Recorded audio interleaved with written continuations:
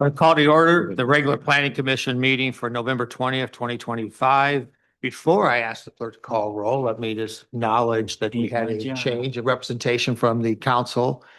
And we welcome back to the planning commission. So Welcome back. with that, we'll go ahead and ask you to call roll. Baldwin, Here. Patrick, Here.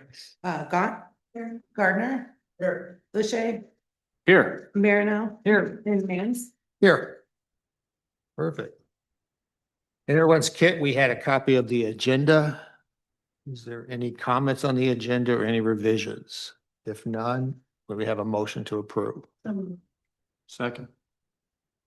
All those in favor? Aye. Aye. Opposed? None.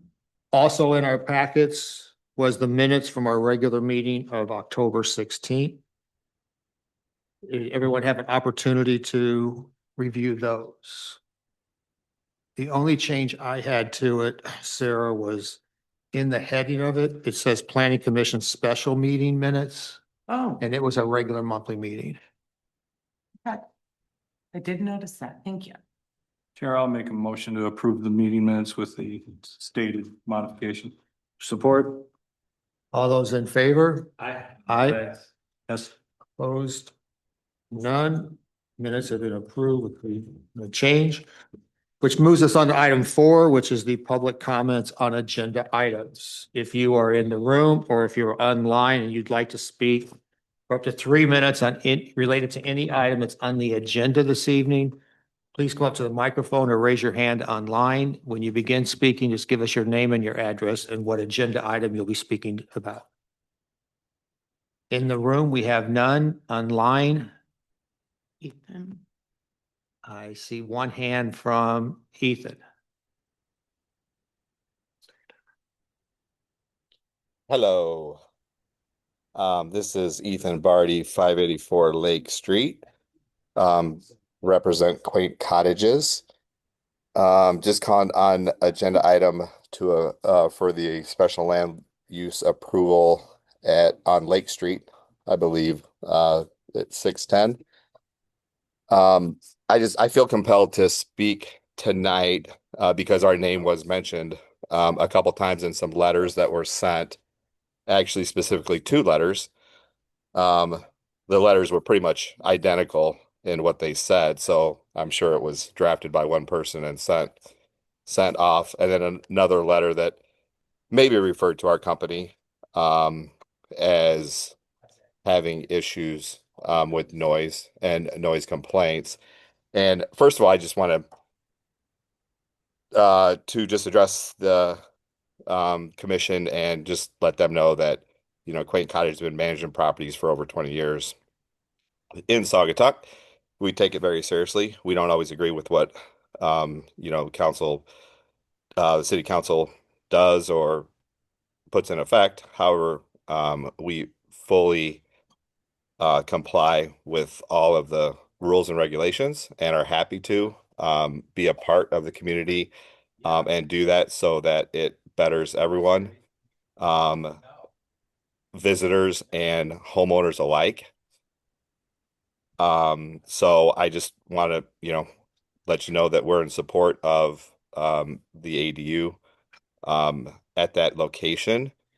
I also, just want to reiterate that we have many things in place, such as rules that say 10 p.m. instead of 11, neighbors must not hear you.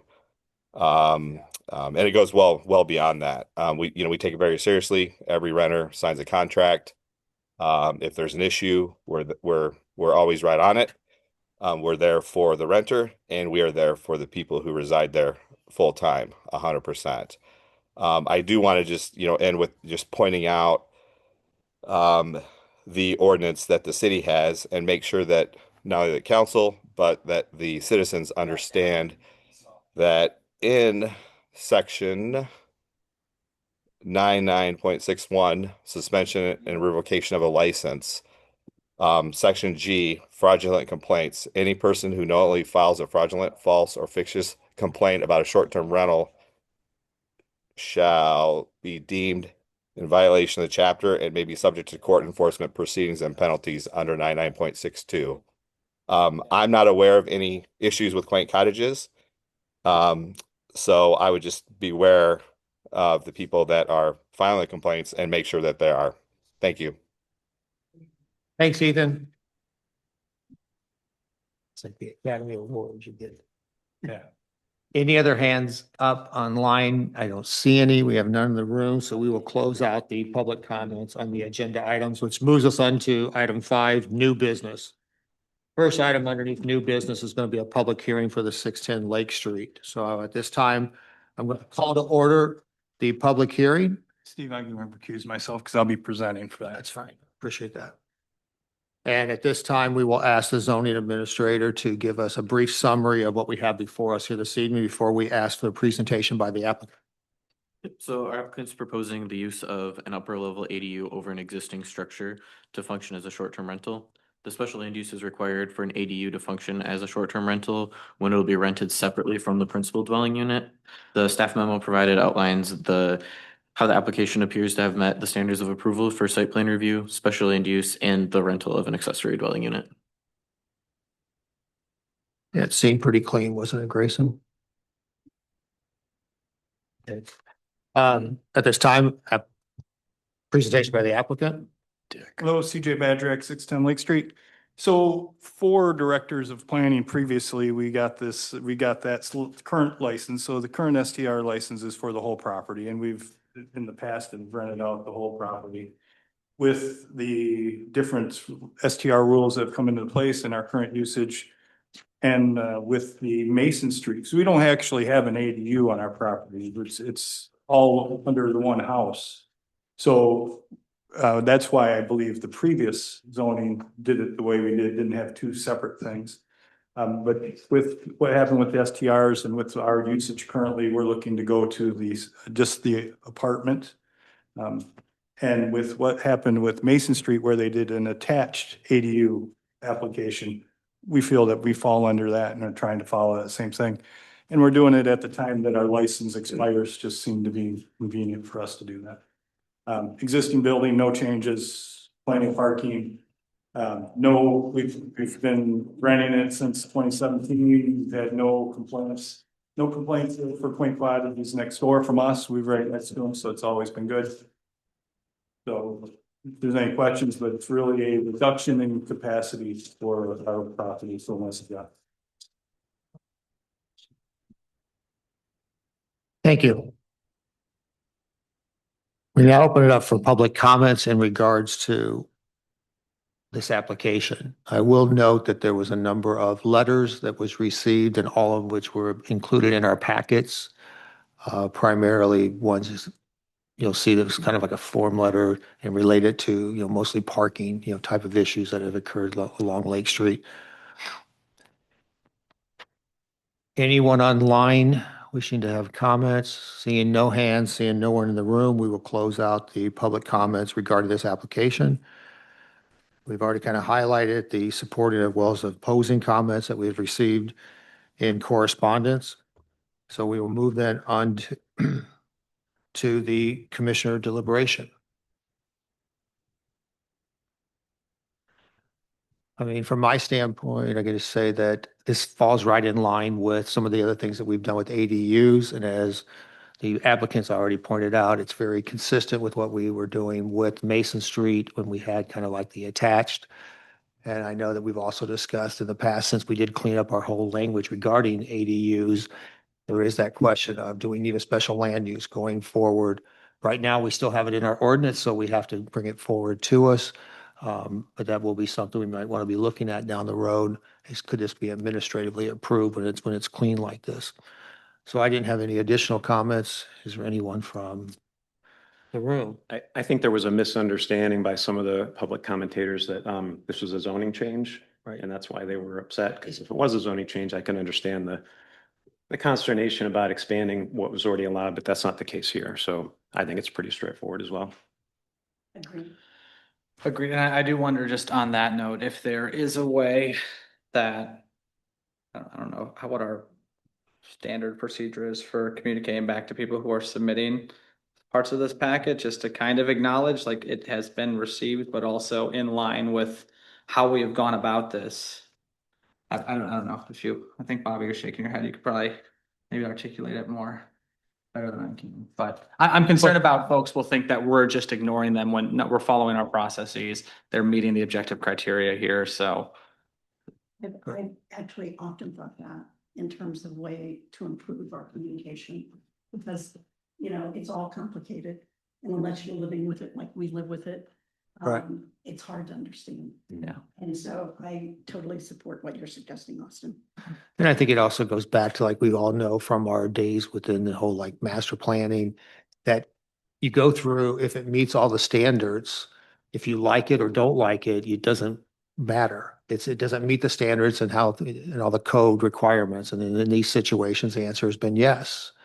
And so it's something that, you know, I feel compelled that when it meets the standards that you have to move forward with it. But I do think there's probably times where it would be beneficial if we could go back and at least address to the people who had sent comments in, especially when you get a number of them and they're all kind of related to the same type of comment, that they don't feel that this is like, oh, we overlooked them.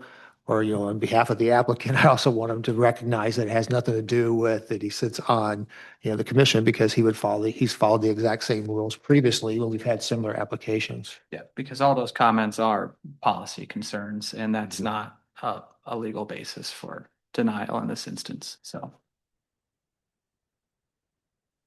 If we don't have additional comments, if we wanted to move to a motion, there is a sample motion on page 11.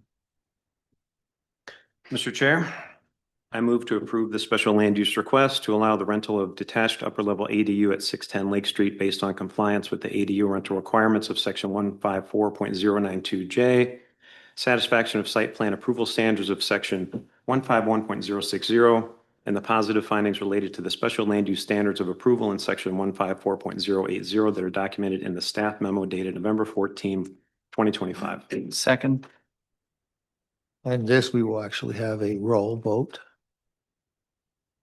Badger.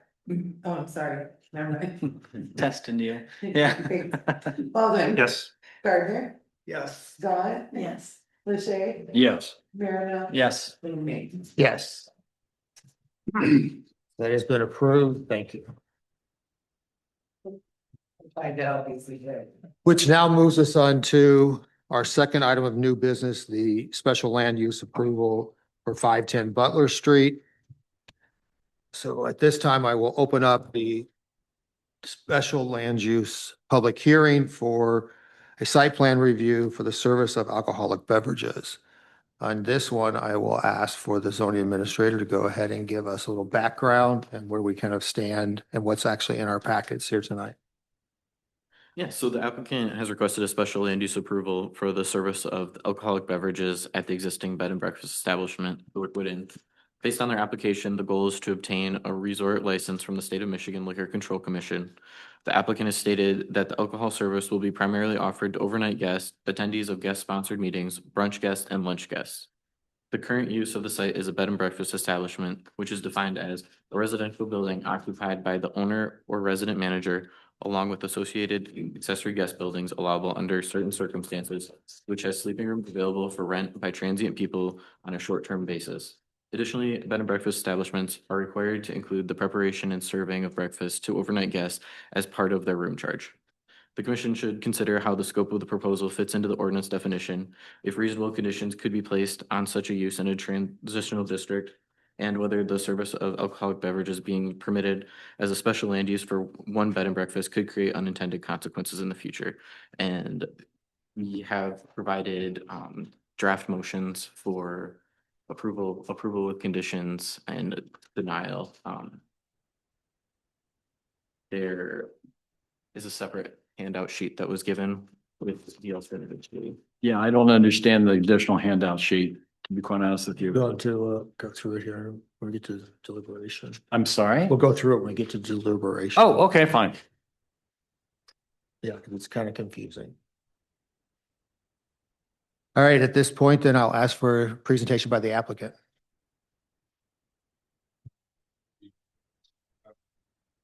I'm here. My name is Mike Friedman. I'm the CFO of Wickwood Inn, which is owned by Susie Horner Design Collective.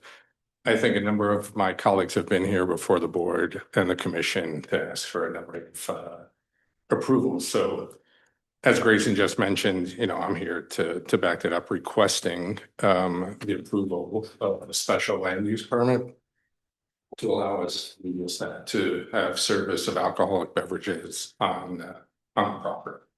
I think you've heard before, and I think Shea Susie, our owner, was just recently here, that, not only are we big supporters of the community when we're doing things for us, we're hopefully doing things for you as well in the community. Martin Horner, an owner as well, is sitting on the Visitors Bureau Board. So I think, that's what I'm here to ask from you, approval that, we can move forward with the Liquor License Commission, Michigan Liquor License Commission. Can we ask questions? You guys okay with that? I guess I do have one question. So, yeah, you being Wickwood have been before us 4 times now. Right. So I guess I have a question. So what do you have planned next? What will be number 5? I mean, we're hoping this is it. I mean, I think you've all seen the investment that we've made in the property. It's pretty much done from the property standpoint, the building standpoint that, as of today. This is kind of the last piece, and it's really for the enjoyment of us, to be able to provide this service to them. It's not really, we're not asking to open up a bar, but just really to have our guests not only enjoy the property, but to have alcoholic beverages with the food we serve. Okay. So are you looking to have, I'm sorry, may I? Sure. Are you looking to have lunch service now too? I saw reference to lunch. Is that for guests? Is that for special events, or is that for outside people that would come in too? All three. Okay. So primarily, yes. We do have the occasional small wedding. Retreats we have there, but normally they're guests as well. In addition, to provide, to the community also, not only in peak season, but off season brunch and maybe, well, that's it. And then as far as events, you mentioned small weddings. Do you have a space? Is that an outdoor thing you do in between the different buildings or? Correct. So Okay. the original building at 510 and the 120 Mary Street, which we just renovated, there's a grass piece out there that probably. Yeah. So as the CEO of Wickwood, one, I can tell you, I've made very positive comments about what you've done at Wickwood and how strong they are supporters of the community. The issue that I want to know if you guys have looked at is you are operating as a bed and breakfast. You are, because in your zone, I know you're called Wickwood Inn, but an inn is not allowed in your zone. A bed and breakfast is allowed in your zone. And therefore, do you find that actually having a liquor license and asking to serve and host events is in a bed and breakfast definition? Because like the definition that Grayson just read is it's overnight accommodations on a transient basis, and food and beverage that is provided is gratuitous in a bed and breakfast. That's correct. So how do you qualify between being a bed and breakfast and then submitting this proposal? I mean, I think we're submitting it as the bed and breakfast. I mean, it is the bed and breakfast, right? It is the Wickwood Inn, but I think that was taken over from the previous owner. No, I don't know. I'm just saying. The chain, but there wasn't a change. I'm asking, have you guys recognized that a bed and breakfast is not allowed to host events? It's not allowed to have outside. If you have lunches and dinners, you become basically a venue like a restaurant. And a hotel and an inn is allowed that. So have you guys looked at that? Because of currently with what you are, it's outside of it. I mean, the way we looked at it is that it's not going to be open as a restaurant that people can just walk up and come into. It's going to be on a reservation only basis, if anything. And it's really, as I mentioned, providing additional opportunities for the community to be able to enjoy breakfast and or lunch. So Yeah, well, I understand what you're asking and what you're saying. Is, again, I love the idea. However, when we get to deliberation, you're going to hear that I feel it doesn't meet whatsoever the zoning standards for the zone in which it sits in. So I'm just wondering, had you looked at other alternatives as far as, either, requesting a change of use or a rezone? But Yeah, I mean, I think we just You're did gonna- that last month, so I don't think we want to. yeah, because it's when I go through the history, and again, I know that's been a long time.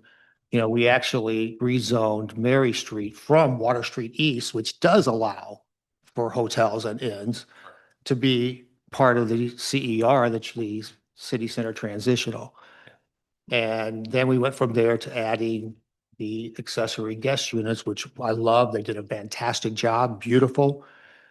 But it has been brought to the attention that, it is a bed and breakfast. And, we already know that they're doing events in that, which technically are hotels and inns. So I'm kind of stuck on that, but I just want to know, like, if you guys have talked about We it. did look at that because like the name change of, not just the name change, but to do that could then maybe support this even better. And we have that in our mind too.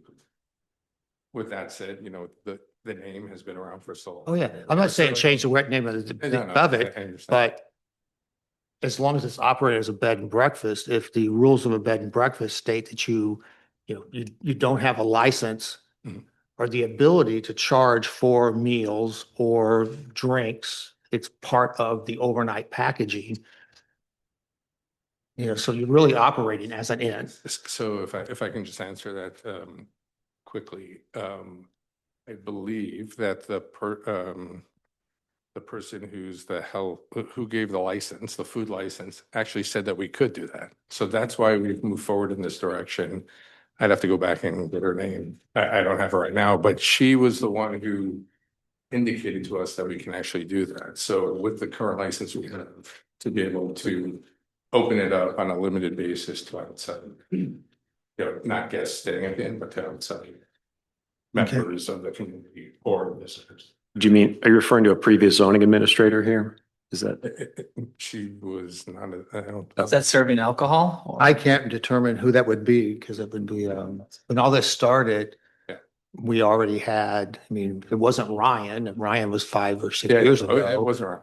And Was I'll it, have to go back and provide that to the commission. it wasn't Cindy Osmond? That name doesn't ring a bell? but that would have been in 19. Yeah, it seems like they bought it after she was gone. Yeah, we, in 21. Correct. Yeah, so Cindy was It was gone. purchased in Yeah, because 21. Ryan was But- here in 21.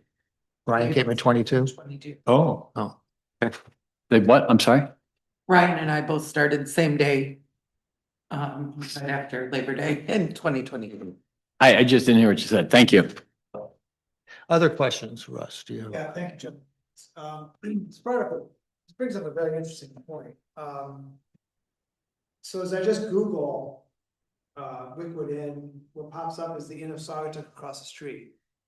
But it comes under a category of bed and breakfast, so the license of Wickwood, despite the name, is bed and breakfast. The Inn of Saugatuck, despite the name, is a bed and breakfast. I think the concern and in the document is kind of spoken to is that, is this turning it into something that is really not by law allowed to do? Which I think the comment you're making, Chairman's hands. And we talked about a resort license, liquor license. I'm vaguely familiar with the resort license, but would that not apply to just a resort classified property as opposed to a bed and breakfast? Because now I'm starting to think about like the Inn of Saugatuck and perhaps some other bed and breakfasts in town. As to how they differ from this and what they allow in those properties. Because, Justin Heath, for instance, I think that's also a bed and breakfast.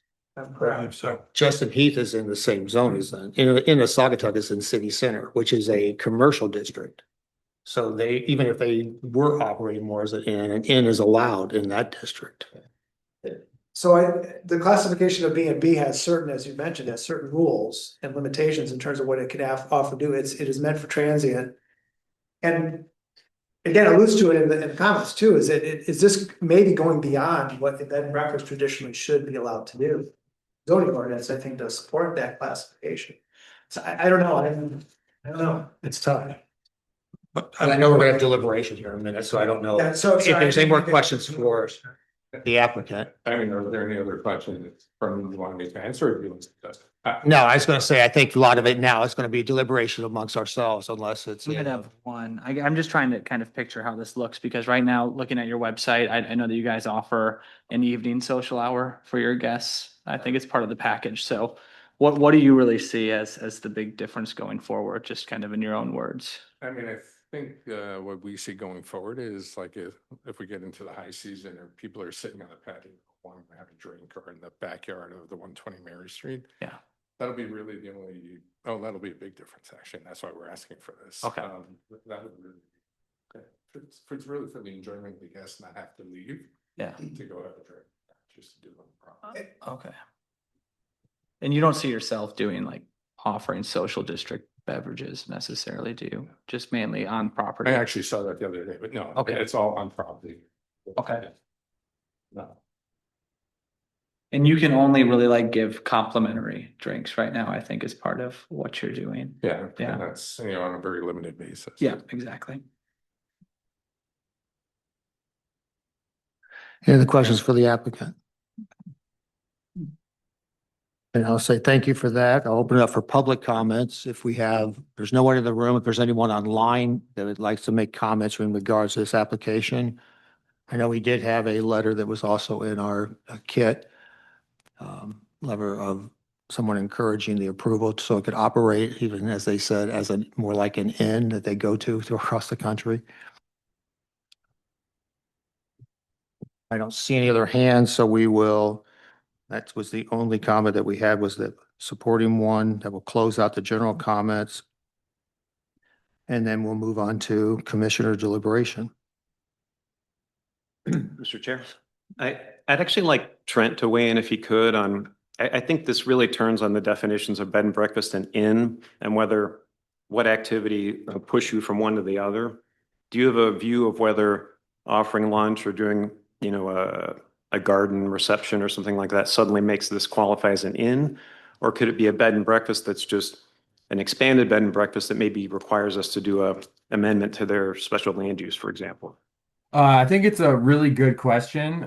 I don't know, based on the definition of bed and breakfast now, if it would necessarily have those parameters. The definition itself is pretty bare bones, as Grayson had kind of ran through. So, and the same goes for the definition of hotel and inn. There's nothing that I'm aware of in the definitions themselves that would mention like hosting an event or serving alcohol, to like per se make it fall into one category or the other. But I think applying the definitions as they are written, I think the planning commission could come to a reasonable conclusion, sort of either way based on where it's based on the kind of definitions. But I was just looking as you guys were deliberating at the definition of hotel. And it is, let me pull it up here. A building comprised of attached furnished sleeping rooms containing bathroom facilities which are accessible by interior hallways, in which transient lodging or boarding are offered to the public for compensation. A hotel may contain a restaurant, gift and specialty shops, swimming pools and exercise facilities, lounges and conference rooms, provided these uses are clearly accessory to the hotel. A hotel shall not be considered or construed to be a bed and breakfast. So I think the mention of restaurants, I think if you're looking for a sort of a tie break, I think could maybe make it so that if you're offering food service to people walking in from the public, which I would say is more akin to a restaurant, would probably make this fall more in line with a hotel definition. And given that the bed and breakfast definition doesn't really address either of those, I think that's what my opinion would be. Does that make sense, or can I offer more clarification if there's follow-ups? For those definitions, are you just looking at our local zoning or what are you looking at there, Trent? I just pulled up the definitions from the zoning ordinance definition section. Okay. Cool. Yep. I maybe missed your conclusion. Which way do you come down? Well, I think the bed and breakfast definition does not mention restaurants, whereas the hotel inn definition does mention a restaurant. And so I think if the planning commission is coming down more on the offering food service to like walk-in folks, from the public or things like that, if that's occurring, I think that would be more akin to a restaurant, which would probably make it be more like a hotel or an inn. However, if they're only providing the services to the people who are staying at the bed and breakfast, then maybe not, because a bed and breakfast by definition does provide food to their guests. So I think I would say, like, if it's accepting walk-ins, people from the public who are not staying on the property as part of the bed and breakfast, that's probably more like a restaurant, which is probably more like a hotel use. So if they were to host a wedding and people were guests of the wedding or the reception and were served alcohol, but were not physically staying in one of the rooms in the bed and breakfast, then that would be problematic. I think it sounds more like the hotel definition, which allows for conference rooms, which is more akin to like a gathering like you're describing. The bed and breakfast definition doesn't contemplate anything like that. And so I would say it sounds more like a hotel in that circumstance. Trent, I want to differentiate because initially when you started talking about this, you equated hotel with inn. Mm-hmm. So is that correct? So the reason I did that is the hotel definition in section 154.005, it says it's the same definition. So it says hotel and then inn in parentheses. So that's why. I do have a little concern with making a decision based off of how we define this, because when we went through the zoning, we realized our bed and breakfast definition was very off. And, we were kind of trying to nest it with state law, which was 10 or fewer rooms, and we had different things there. So I think we should really, at least in my personal view, I think we should be focused on, does this fit within that area and what we think should be allowed there? And I just don't want to take a cheap way out and be like, oh, well, it's a little ambiguous or it's unambiguous. I think we should really determine, like, what do we think is good for this spot? Which I'll get, like, a comment on in just a moment, but Yeah, that's true, man. So the bed and breakfast concept itself, I mean, most of us probably have stayed in bed and breakfast over the years, particularly here in Michigan. My experience has been is that there's some kind of at 4 o'clock, we're gonna put a couple bottles of wine out and go down and have a glass of wine and some crackers and cheese and talk with the fellow guests. That's the extent of it. There's no charge, assuming that's all built into your room cost. This seems, in my opinion, to go beyond what that's intended to do for a bed and breakfast. Then if you hold an event, and again, I get back to this resort license, that is incongruous to me with the bed and breakfast licensing concept as well as what our zoning ordinance permits. So I'm struggling to understand, why would you even need to go to this length when you could just simply put a bottle of wine or a couple beers out in a tub, and just like a lot of bed and breakfasts do, there's no licensing that I'm aware of, any liquor license required to do that. It's just it's a courtesy to the guests. You pay as that part of your room. Some imbibe, some don't. This seems, in my opinion, to go, at least an attempt to go beyond that. That's where I'm struggling. I agree. I think they're getting outside of just and I think we have to follow what our definition of a bed and breakfast is. If Currently, we we do. need to change those, then we should change those, but. So earlier today or yesterday, I was going over this with Grayson. This is a perfect example now of, like, for the last year when we were talking about the need to look at zoning, and we've been talking about looking at all the commercial zones. Primarily, we've been focused on Water Street North, Water Street South, what was left from the waterfront preservation formation. But then we also kind of said, we really need to kind of look at, do we need all the different zones in the commercial area? Why, and one of my questions came up was, who determined that Mary Street was a dividing line between city center, the city commercial center, and commercial center transient? I think it was just because back when they did it, the post office was there, and across the street was a bed and breakfast, a little, one lot, one house bed and breakfast. And so therefore that became part of the CER, the transitional neighborhood. To Austin's point and my point, I'm like, I keep looking at it. I look at what Wickwood's doing. I love what they're doing. And I'm like, well, technically, does the CER need to start at that point? Could it start a block further? Yes, it could easily start a block further, because there's actually, only one house that's kind of in that block. Could it be part of the city center? Yes, city center could go, one street, further. Could they be merged in some way? All those answers to me are like, yes, It's like, I want to be able to try to figure out how do you make it work that you can operate a hotel or an inn like a Wickwood Inn within the downtown area. But it would, in my mind, almost require that you would have to rezone, or we'd have to change the language for the CER to allow for an inn or a hotel. And then we have to ask ourselves, would that apply to the entire zone? Because what if somebody then wants to do a inn or a hotel up at the end of Butler Street at Lucy? And they want to build, and now all of a sudden it's like, well, you've changed it to where we allow an inn or a hotel to operate within the CER. So as much as I've been myself, I've been looking at this and realizing that I do think it steps outside of what is a bed and breakfast. I like the business. So then it becomes a question of how do we make it work for the business if we think this is appropriate for that location, since it is right next to Water Street East, which does allow hotels and inns. It's also adjacent to the city center or commercial center, which does allow hotel and inns. But currently, the zone that it's in does not allow hotels and inns, primarily because it was designed as a transitional for the residential neighborhoods. And the idea was a bed and breakfast would be permitted because it's a quiet establishment. They wouldn't host events. They wouldn't have outside, people coming in other than guests. And they wouldn't be charging for anything other than the rooms. And I believe that's why a bed and breakfast was put in as something that would be a permitted use within that zone. So I think the question before us is whether or not we would think it should either be rezoned or we should change what's allowed in that zone.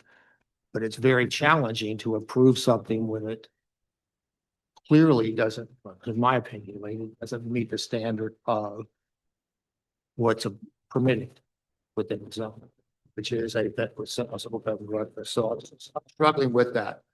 And I think what was in front of us, and Mark, you alluded to it earlier, was in this draft that Grayson kind of gave to us, because in the original, it talked about, the approval, but we also put in here, that could be postponement if we wanted to deliberate and discuss rezoning or changes to the existing zone or rezoning of this property.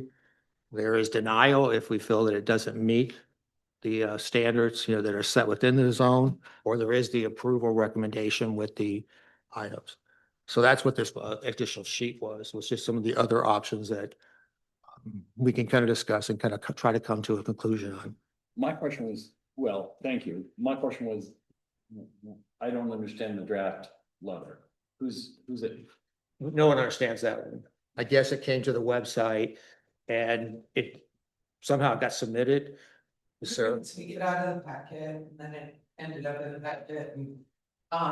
So I printed it because it didn't have a name or anything on it, so we were gonna separate it. Ended up in the packet, so you have a copy. we don't know who's. So I can throw it away and, Whatever, okay. but- a couple of disparate comments to answer additionally to Bobby's question about hotel.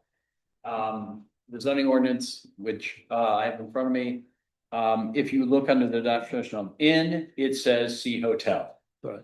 So, and then as Trent said, the definition of hotel then has parentheses inn and parentheses. So I'm not sure that's relevant because just because they call themselves an inn, When again, it's. you can call something a swan, and if it's a duck, it's still a duck. But just because it says, and like they were saying, they're still operating currently as a bed and breakfast, so that's why it's allowed in that zone. Right, that's kind of what I was getting at also.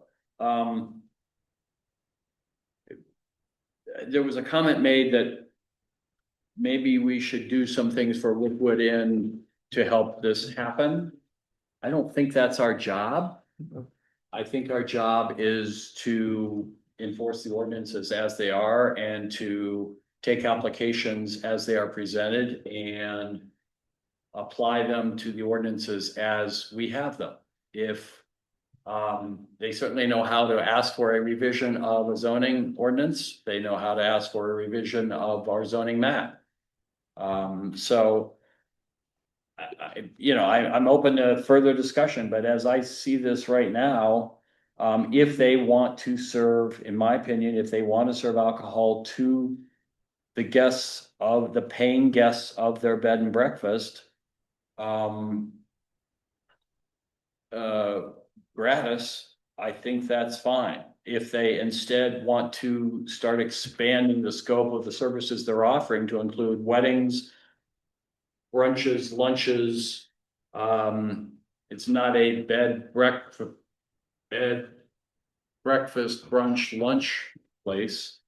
I think that's problematic and also problematic from an enforcement standpoint. I mean, how do, I would hate to put it on our city staff or the neighbors to call the sheriff and say, hey, alcohol is being served to people who aren't staying at the bed and breakfast. First of all, how the heck do we determine that? We being somebody outside of Wickwood Inn. Final thing I want to say is for better or worse, it is called a transitional zone. And that is different than part of the central business district because it does act as a buffer or a step down from a block full of stores to a residential area. And so I think it's transitional for a reason. And whether the limit is correct anymore or not, that's another matter. But it's in a transitional zone and there are houses around it. So anyway, those are my thoughts. I agree with you completely. The only issue is they've done such a nice job and they've been through many of these different things with us. A denial causes them a little more grief than a postponement. So I would be supportive of giving them some grace to try to figure out how to negotiate the problems that we have. Yeah. A denial cuts it off for a year, I believe. Which is kind of what I was talking about. We hadn't gotten to either of those Yeah. things. Sure, if they want to continue to work and figure out how to make this work, I'm just saying, I believe Chair Mann said it's kind of on us to help make that happen, and I don't think it No. is. No, I was saying, I think, again, I've said it in meetings, that I felt what Wickwood has done is good for the city. I believe they're operating in the way that it's kind of like a model of what we would kind of hope that someone would almost in, even if it wasn't the transitional area. So from that standpoint, but I was clear that when I'm looking back, I'm saying, I can't see this operating as a bed and breakfast when we grant a liquor license and you extend it to events and everything.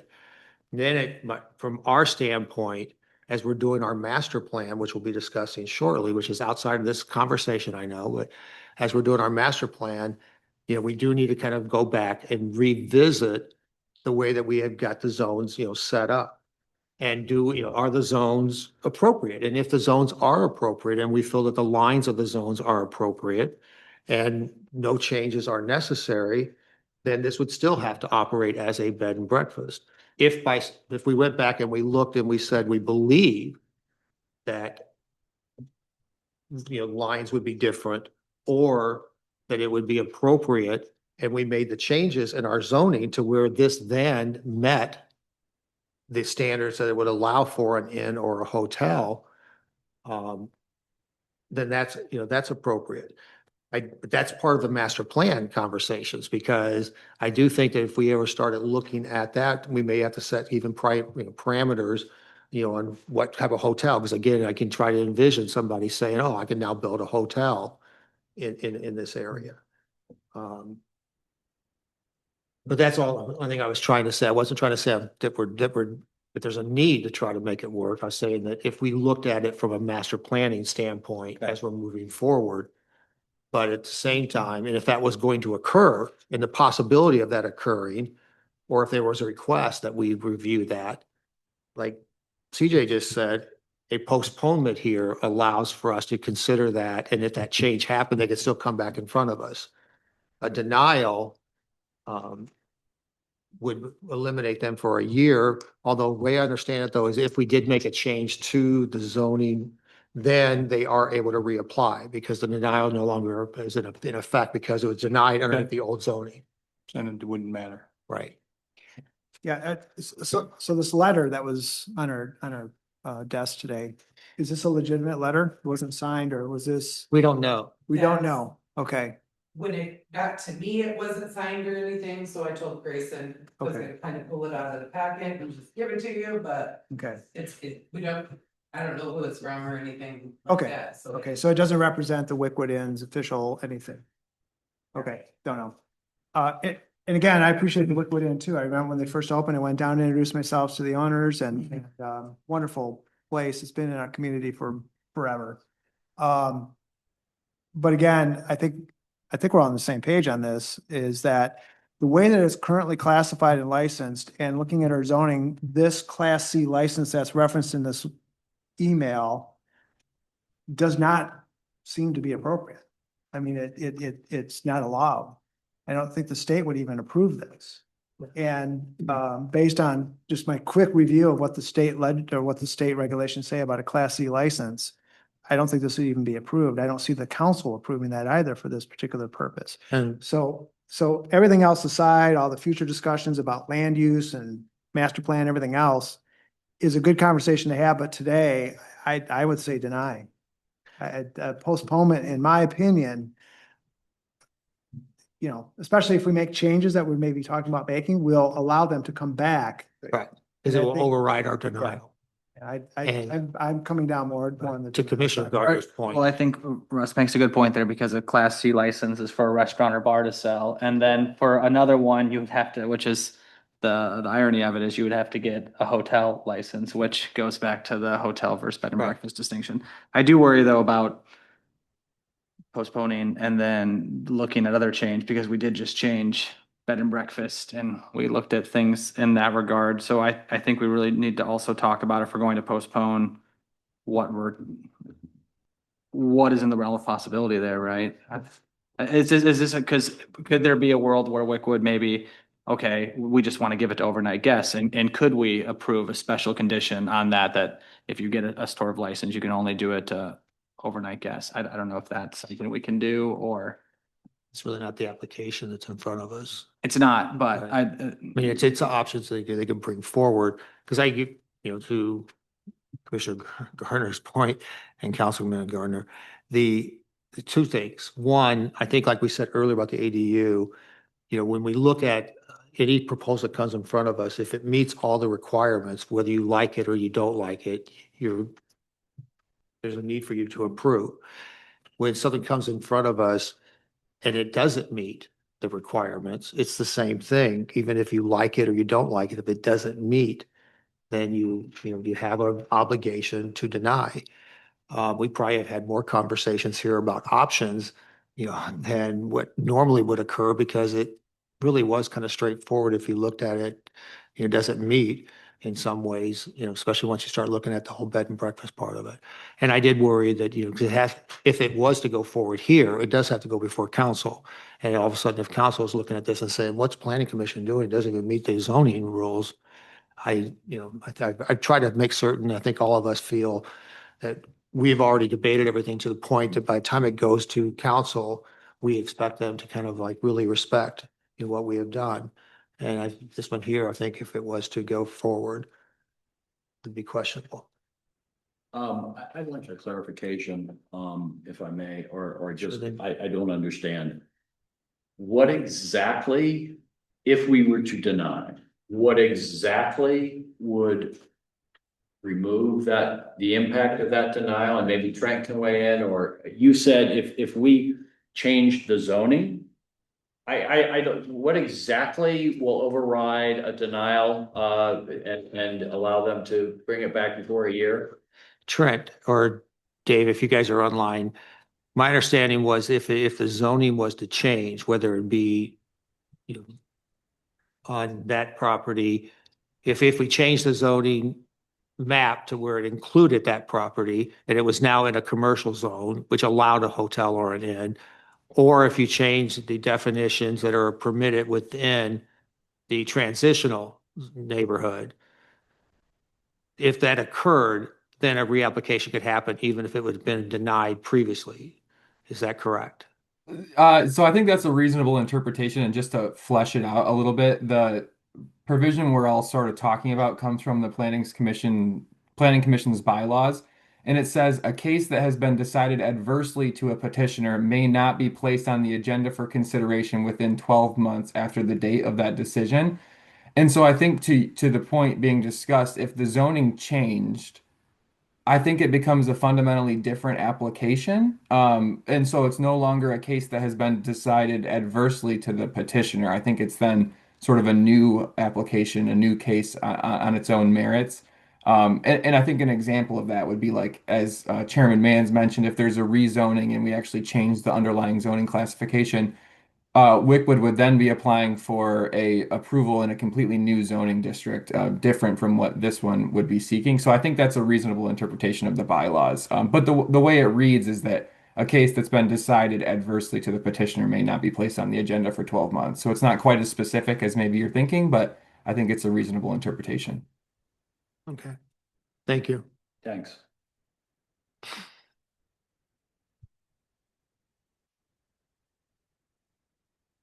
No, then my feeling is at this time, since we are talking about any of these reviews really being part of the overall master plan, and the master plan will conclude or go through 2026. I would probably say, instead of, in my opinion, instead of a postponement, it would be more of, for me, it would be more of a denial. I agree at this time, especially if. Because I don't know what I'm postponing to. Right.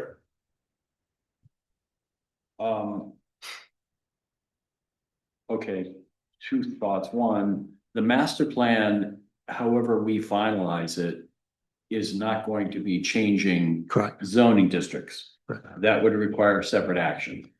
That's true.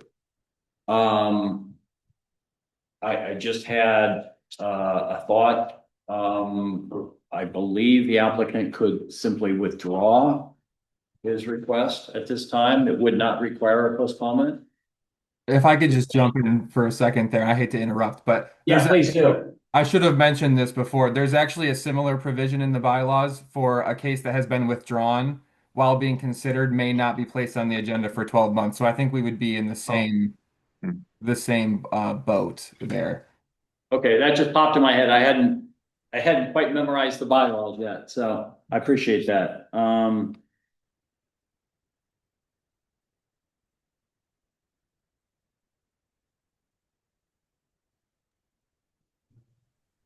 And while Mark's reading it, so it is on the record. Yeah, I get it. Okay. It says the petitioner may not withdraw a case after a vote has been ordered by the chair. A case that has been withdrawn by the petitioner while under consideration with the planning commission, I guess that's what we're doing at a meeting, may not again be placed on the agenda for consideration within 12 months of the day of withdrawal. Okay, thanks. Yeah.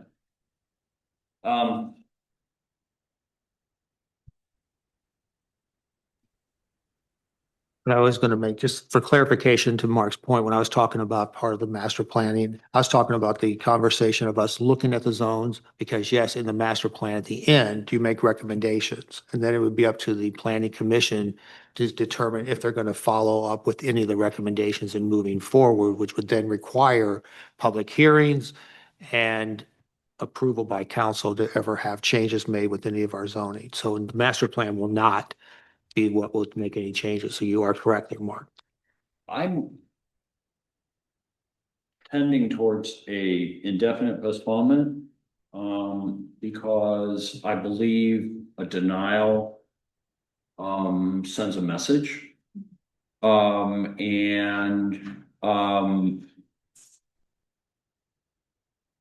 don't see a downside to an indefinite postponement.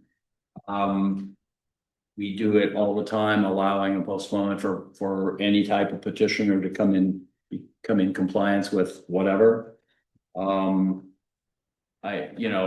We're seemingly all sitting here saying how much we love Wickwood Inn, and yet we're going to vote to deny them a request, which, as it would then stand, we preclude them for 12 months from bringing it up again, no matter what they do. Well, not no matter what they do, let me take that back.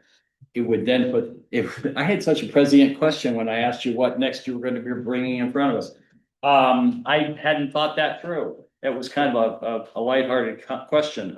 So a postponement which will allow them to decide what they want to do. Do they just want to serve alcohol to their guests that are actually staying there? Do they want to move towards a rezoning or of the district or of their particular property? The use within seek a different use within the district they're in, or seek a variant, a movement of the zone?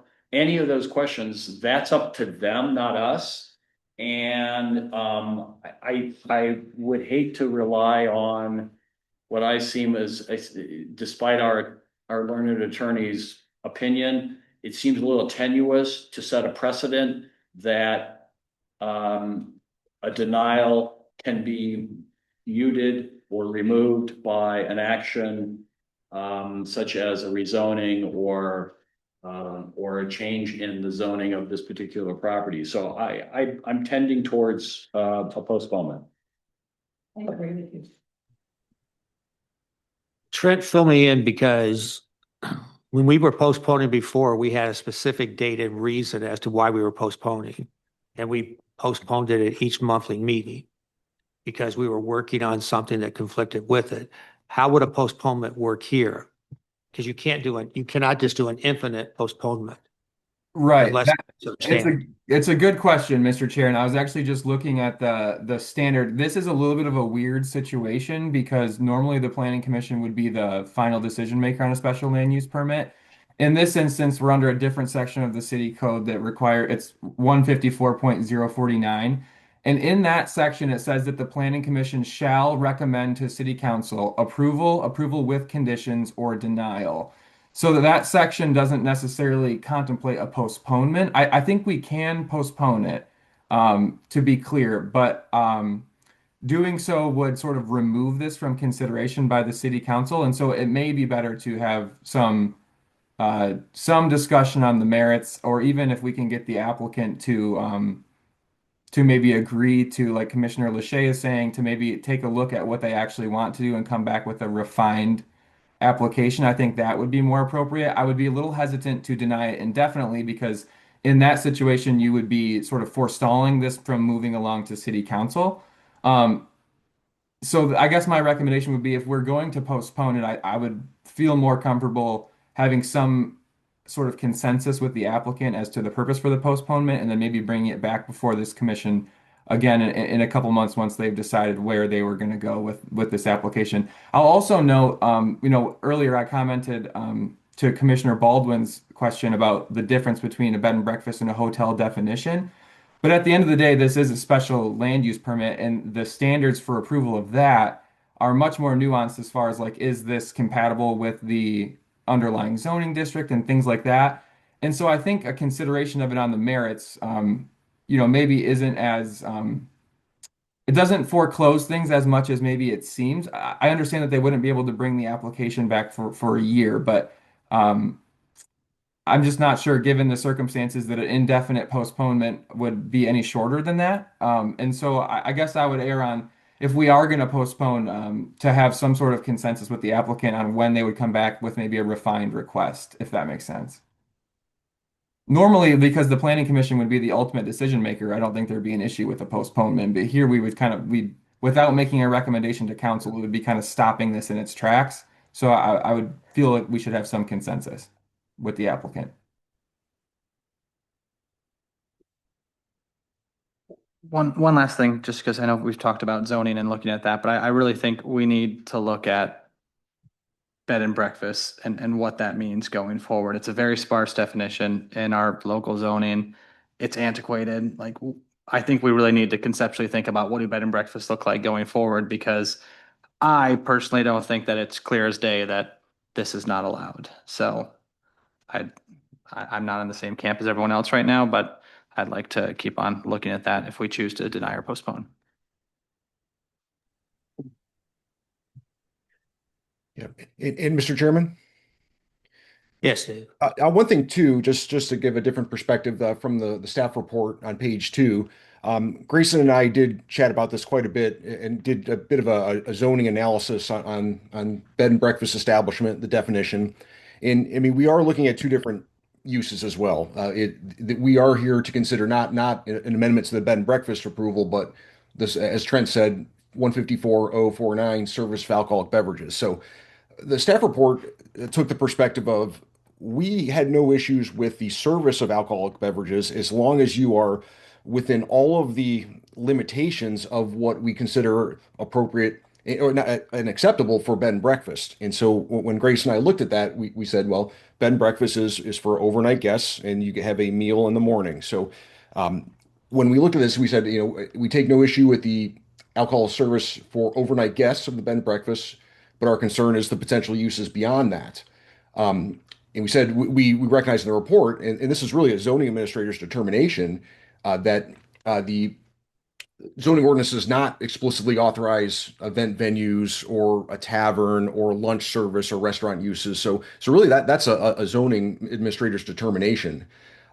So we had said that this review is specific to alcoholic beverage service for activities that are allowable as part of bed and breakfast establishments and authorized accessory uses and activities. So we were clear in the report that we didn't want any approval to be construed as allowing any other use that's not permitted as part of a bed and breakfast. And then the zoning administrator ultimately makes that call, that interpretation, unless appealed to the zoning board of appeals on the interpretation of bed and breakfast as a principal use and its allowable accessory uses.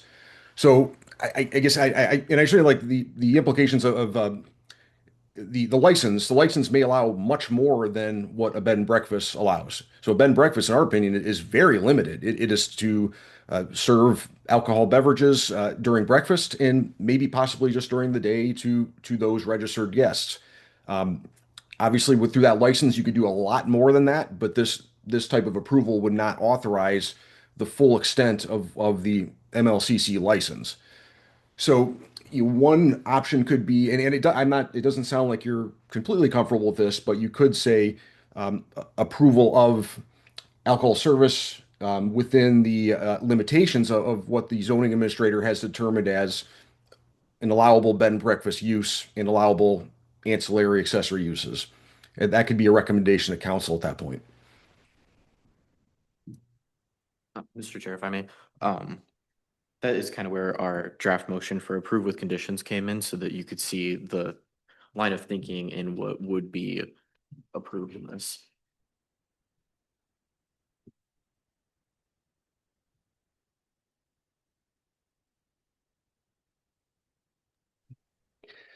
And it certainly wouldn't rule out a future conversation about the bed and breakfast regulations in general, or even this area, as you said, the master planning effort and looking at this block and determining the best long range plan for this area.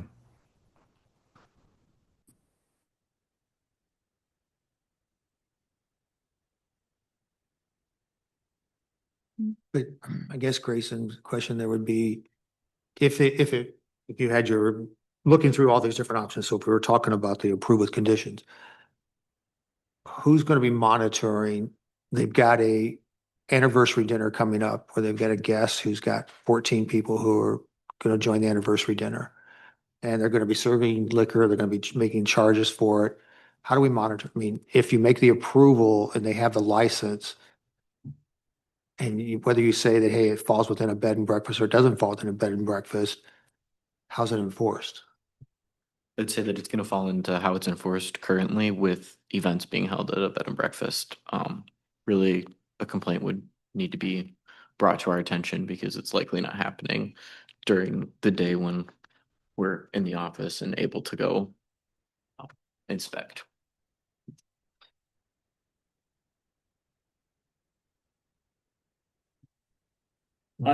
Maybe for Trent, I have a question that you raised, or maybe you answered it and I didn't understand the answer.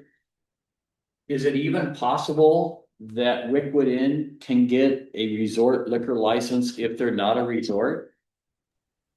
Yeah, it's a good question, and I'm not an expert on liquor licenses, but there are people in my office that are, and from my understanding of it, I believe that they would require you to be kind of a restaurant that offers services to the public for a resort license specifically. Again, it's not my area of expertise really on Michigan liquor license code, but I'm not sure. I'm hesitant to give a straight answer, but my honest opinion would be probably not. I think you'd have to have some sort of outside service of to the public. But I could be wrong on that. There is a, just looking through this liquor license commission FAQ, there is like a hotel one that as long as you have a minimum of, well, I don't know if they meet the room standard. Yeah. There's That's, there's a lot of different types of liquor licenses, and so yeah, you're right. yeah, it's tough to say in the abstract. If the commission was interested in that, like I said, there are experts on it in my office, but yeah, it's a tough one. There's many different types. I guess my follow-up question was, okay, so you take the word resort out, is there a type of liquor license they could apply for that would fit in the definition of being a bed and breakfast that you're saying you're not sure? Because there's so many.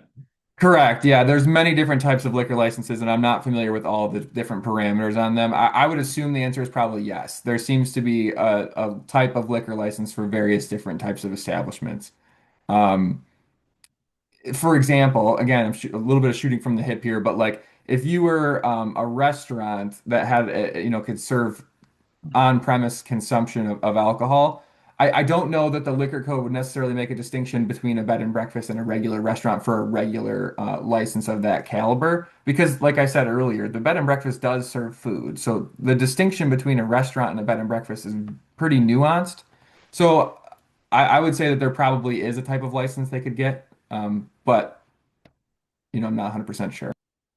Well, Trent, isn't one of the differences between a restaurant and a bed and breakfast serving food is the bed and breakfast serves the food gratuitous because it's included in your overnight room rate. A restaurant has a charge for that food. I would agree with that. Yeah, I think that's typically how it's understood. And I think a restaurant typically is understood to offer food to the general public, whereas my understanding here is that the food is limited to the overnight guests. So I do think there's some distinctions there, but yeah, it's pretty nuanced. And I think just to offer some further clarification to hopefully try and guide this, and to Dave's comment earlier, I think the ultimate question here is not necessarily whether we would be greenlighting Wickwood to host events or to carry on um, offering alcohol service and food service to the general public. I think it's really a question of whether or not under the special land use provisions, we think that offering alcohol at this bed and breakfast is compatible with the surrounding land uses. And to Commissioner Lachey's point, it's a transitional district. Does that factor into whether or not service of alcohol at a bed and breakfast would be appropriate? And I think maybe the best way to think about it is like if this bed and breakfast was operating completely within the confines of what they're allowed to do under the zoning ordinance, so they're a perfectly compliant bed and breakfast, would the service of alcohol there be a problem as far as impacting the surrounding community or any of the other special land use standards that are listed in your packet? And maybe that's a way to kind of think about it that's more useful. Just by approving this itself, you would not be allowing them to, say, host a wedding if that was not already allowed. To your last point, there's also the problem of setting a precedent with other potential bed and breakfasts or future bed and breakfasts. And if we were to approve with conditions, I'm not sure that that's what Wickwood wants. For example, one of the conditions is alcoholic beverage service shall be restricted exclusively to overnight guests and shall be incorporated into the guest room rate. From what I saw in their letter they submitted, it seems like they are contemplating something more expansive. Now, maybe if we were to postpone, they could go back and say, no, we don't want that. Yes, we do. We can live with that.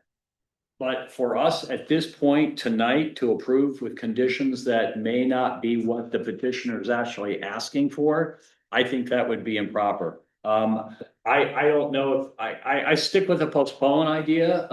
We could postpone 6 months, 3 months.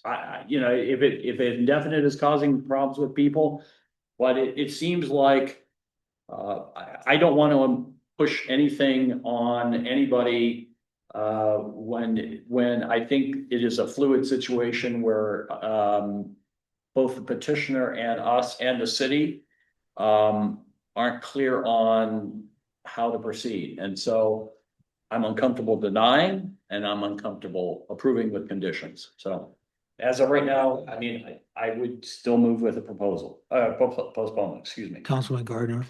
Yes, thank you, Chairman Mans. I don't want to open up a can of worms, but I don't know how many bed and breakfasts we have, licensed bed and breakfasts we have in town. I know Wickwood Inn, in Saugatuck. Used to be one up on Pleasant Street. I don't think that's a bed and breakfast anymore. Where I'm going with this is, there seems to be, at least with some just basic looking up on the web using AI a bit here, it does say that bed and breakfasts in Michigan, if they must have some type of license from the Michigan Liquor Control Commission. This includes offering complimentary alcoholic beverages to guests, which is not allowed without a license. Now, take that as it is. My question is, do other bed and breakfasts in town, which I don't recall having come to either the planning commission or the council, asking for a Class B or Class C or resort license for liquor service? So my assumption about when I go to a bed and breakfast and they put out a bottle of wine for guests as complimentary, that apparently, based on a little bit of research I've done, is not legal. Now, that probably happens, right? How often things happen without being legal, but it just brings up the larger question about, are the bed and breakfast compliant with the law? Do they even aware they need to have that? And then, for private events, that's a different type of license. If you have a wedding and they're serving alcohol, even if the wedding party is paying for it, they still need a special event license for that. Mr. Chair, if I can provide Yes. a little bit of clarification. Not all districts that a bed and breakfast are allowed in would need the special land use approval under 154.049 service of alcoholic beverages. Unless you're in the C1 City Center Commercial District, C4 Resort District, C2 Water Street East District, C1 Water Street North District, or the C2 Water Street South District. If you're in any of those districts, you wouldn't need the special land use to pursue it. Yeah, thank you, Grayson. My question, though, is that even that, putting that aside, does a bed and breakfast as a license require a Class B, Class C, whatever it is, to actually just offer even complimentary wine to their guys? And again, I'm not trying to open a can of worms here. I don't want to put anybody at risk for something they're doing nice for the guests, but this conversation just brings up a larger question in my mind. Not to go off topic here, but Grayson, when you were just going through that needs to also be on your agenda for updating, because the Waterfront Preservation District is not mentioned in there because it was created. I did flag that today as well. No, I think it's to the point that some people have been making, and even to Trent or David, they're operating currently as a bed and breakfast. To Austin's point, where AJ was saying, we do probably have an obligation to go back and look at this bed and breakfast, because, we kind of discussed it when we were talking about allowing accessory guest units. And does it still stay as a bed and breakfast? Are we pushing the limit of a bed and breakfast by providing that? Because the conversation at that time was that a bed and breakfast was thought of as one unit with up to, I think it's 14 rooms, or I forget how many rooms that the rules had at that time. And then we discussed that it stayed within the character of the neighborhood, and that it was good for business, it was good for tourism to allow for the accessory guest units. That in itself, when someone says they're operating as a bed and breakfast, kind of pushes the limit of what our current definition is of a bed and breakfast, and we knew that.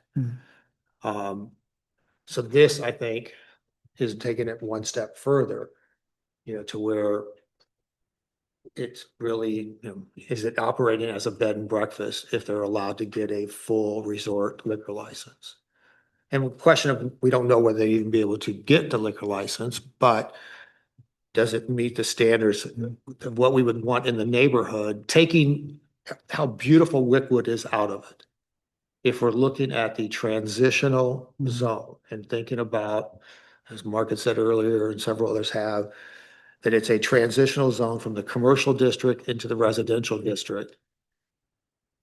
When we were designing that, was the idea that you would be able to have a venue that has multiple buildings, courtyards, operate with a full service liquor license inviting outside people in, would that fit in the character of that district?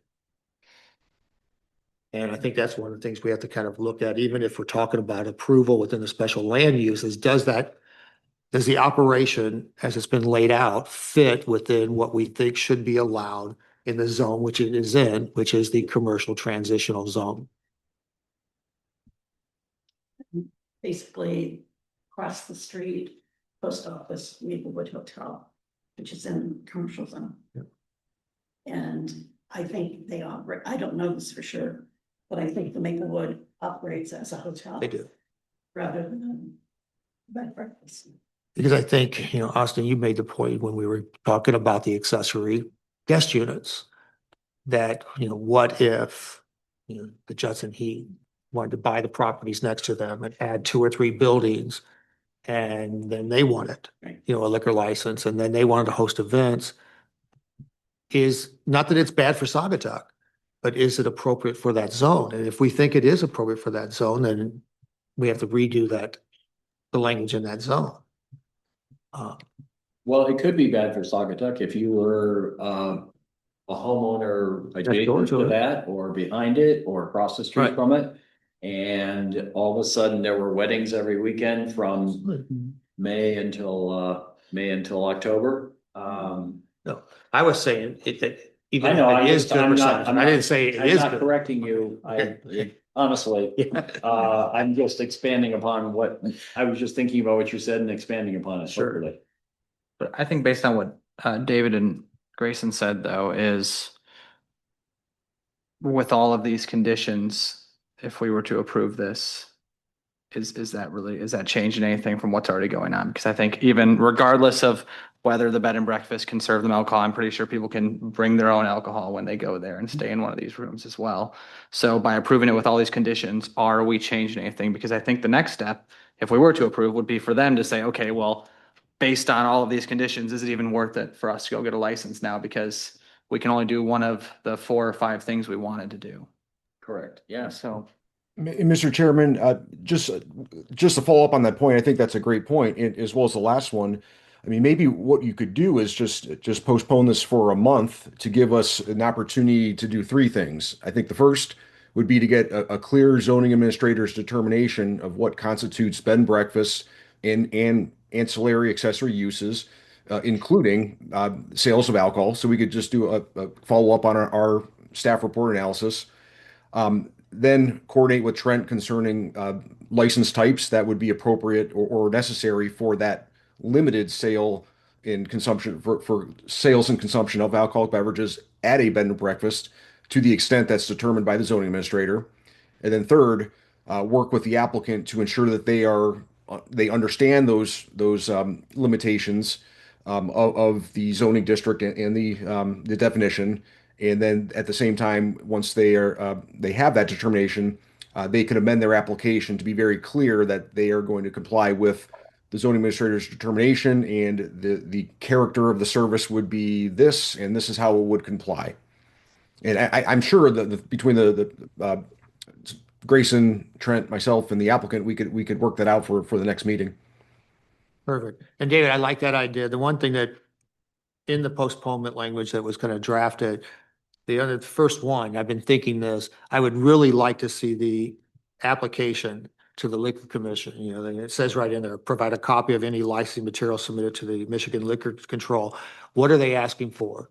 And what does it allow? Because I think that kind of helps us in identifying what would be potential with that license, and does it still fit within a bed and breakfast type of explanation? So if we were going that route, I could see that. Yeah, and something in writing from the applicant saying, we are requesting this type of license, but we are only going to use it to this extent so that we are complying with the city zoning ordinance. So maybe some sort of acknowledgement of what we could do with it versus what we are going to do with it and what is compliant with the zoning ordinance. here's a comment. Go ahead. Yeah, quick question. So when you say hotel, motel, bed and breakfast, resort, that's a licensing classification, correct, by the state? Right? Because each one of these businesses needs to have a business license, and then the state would say, okay, you're classified as a bed and breakfast as opposed to a hotel, or right? Is that correct? I don't, Sounds right. We're calling it a bed and breakfast, but what's it licensed as? I'm just asking because they don't know. So bed and breakfast is solely the zone. because I don't know, Okay, Trent or David, do you guys know that when you get a business license, does it stipulate that you're operating as a bed and breakfast in the license, or does it stipulate you're operating as an inn, as a resort, as a hotel? I don't know. I've never had a business license. I'm not sure about a business license generally, but I liquor licenses do have those classifications, which is kind of what I was talking about earlier when I was speaking on the different types of licenses. But to Dave's comment earlier, we'd be happy to work with the applicant on that. There are experts on liquor license in my office, and they would know the answer to both of these questions. We have a hospitality franchise practice, and so it would be relatively easy to get that ironed out. Just with some more further conversation with the applicant and that sort of thing, because I think the different classifications of liquor licenses, whether it's for a resort or a hotel or whatever, have very different implications, and I think we'd want to have a better understanding of that before we move forward. yeah, I would agree. And I think that if we were postponing, it was to move forward, we'd want to kind of see some of those explanations so that we have a better understanding ourselves. yeah, I think this is a big question because of the comment that was made by Chairman Mans, is that if you look to the northwest of Wickwood, those are condos. And some of them are short-term rentals, but some of them are full-time residents. I would imagine with the type of license that maybe is being discussed here, and we're not quite there yet, but if you were to say that's a resort license, that opens up a lot of possibilities for the Wickwood that may be incongruous with the neighborhood in the transitional neighborhood. I think that would create. And I think it's times you get to kind of take away, again, the owner and how nice the property is, and envision that the next person who comes within that zone who makes a similar application, Yeah. you're going to be hard pressed to say, oh, well, we only can allow that for one, because we get more than one, it changes the character of the zone. I mean, it's like, again, it goes back to the rules. Does it meet all the standards? Yes or no? This one's kind of tough because it looks like it doesn't, but then there still might be ways that it can. Mr. Chair, Yes. just to weigh in, I would support a postponement for 30 or even 60 days under the terms that Mr. Jurowski talked about. I think that would make the most sense to me. I agree. I agree too. Is the language that's in the draft for the postponement, would that be sufficient, or would we need to modify that in your opinion, Grayson? Or David, have you seen that language for the postponement? No.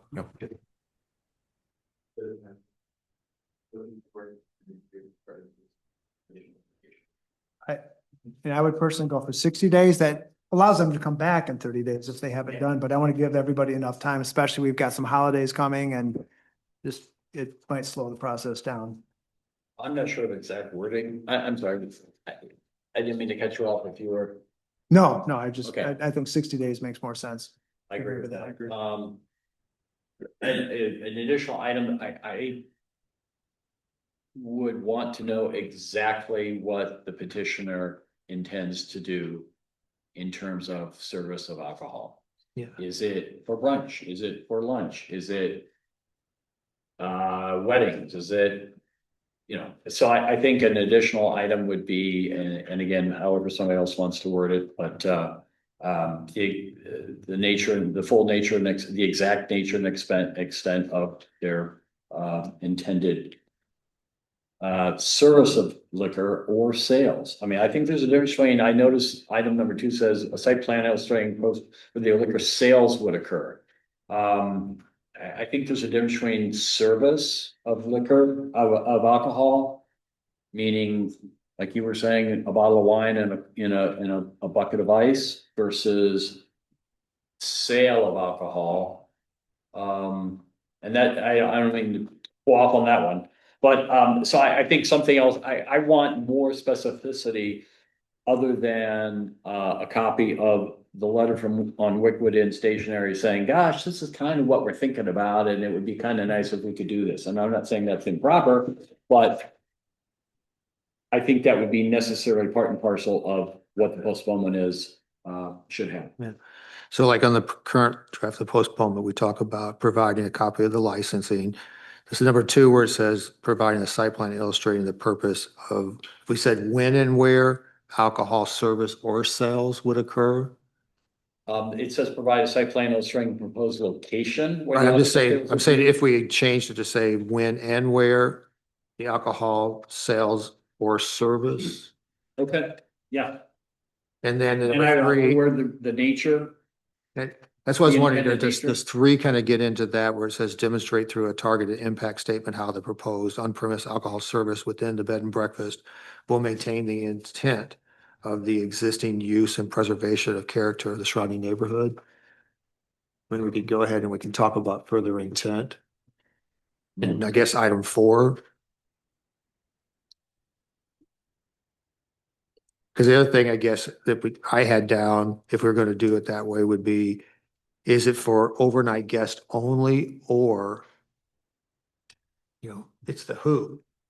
So I kind of put like who is it? And there's a few things there. So I wrote down the applicant to present the understanding of the zoning expectations. Because under the bed and breakfast, there's some expectations there. The more, it's the people that stay there, there's some other things.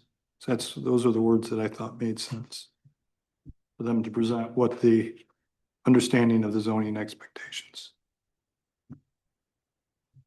I'm sorry, I don't know what that means. I Well, don't know. the bed and No, breakfast can't charge extra for it. You can't sell it. It's gotta be part of your room charge.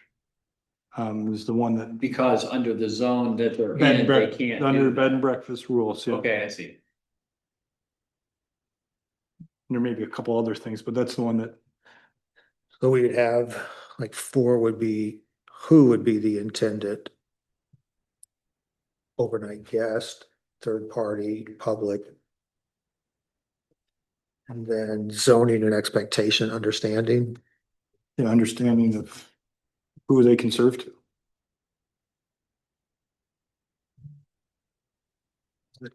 This is a tough motion, so. Yeah, yeah. I like Dave. I just had 3, the ones that Dave gave, the 3, just definition of the bed and breakfast with alcohol service, definition of the alcohol license, and then the applicant to present the understanding of the zoning expectations. Were the 3 that I thought I heard him say that I thought made sense. In addition to what we already. I wasn't gonna list those top 3. I thought these 3 handled it. Well, If you really want the I liquor do. license one, then let's include that one, but the next 2 I think are included in what he said. The next 3. Okay, we need that in writing because what Dave said, I mean, we have to read the motion. Sure. I wrote it down, what I thought I heard him say. Okay. So I'm ready to present that if. You want to, Okay, sure. if you want to move the motion. I'll make a motion. We'll give it a try. Great. I make a motion to postpone the special land use application for 510 Butler and 120 Mary for up to 60 days. With the following conditions. 1, to provide a copy of any licensing material submitted to Michigan Liquor Control Commission. 2, have the definition of what a bed and breakfast is with alcohol service. Define what their alcohol license is, what Trent's gonna put together. And for the applicant to present an understanding of the zoning expectations as regard to being a bed and breakfast.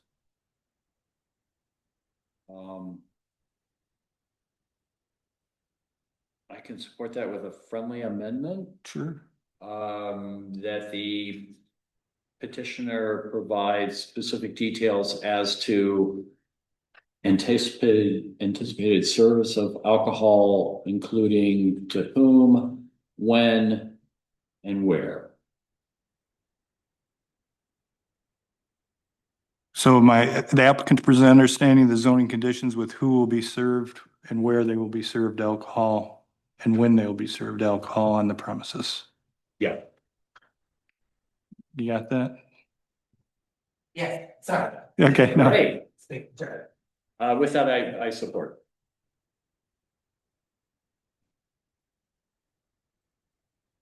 So we currently have a motion and support of it. Support is a second.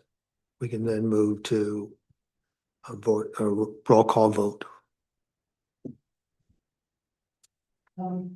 Badger, Yes. Baldwin, Yes. Yes, despite my initial motion to deny, I think we've come up with a better plan, so I'm a yes. Scott? Yes. Liz Sharp? Yes. Marina? Yes. And Yes. Did everybody use a drink? Never a one day event with the Wickwood. One less place now. We just like you guys something. We just want to keep seeing you show up. Thank you. Absolutely. Yeah, I wanted you Sit down to there be able with to my hear a drinks. lot of what we're talking about.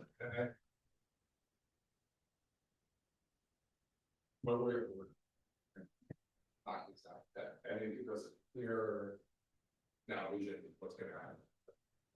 Thank you. Yeah, thank you. Yeah. Great. Thanks for your understanding. Thank you for the.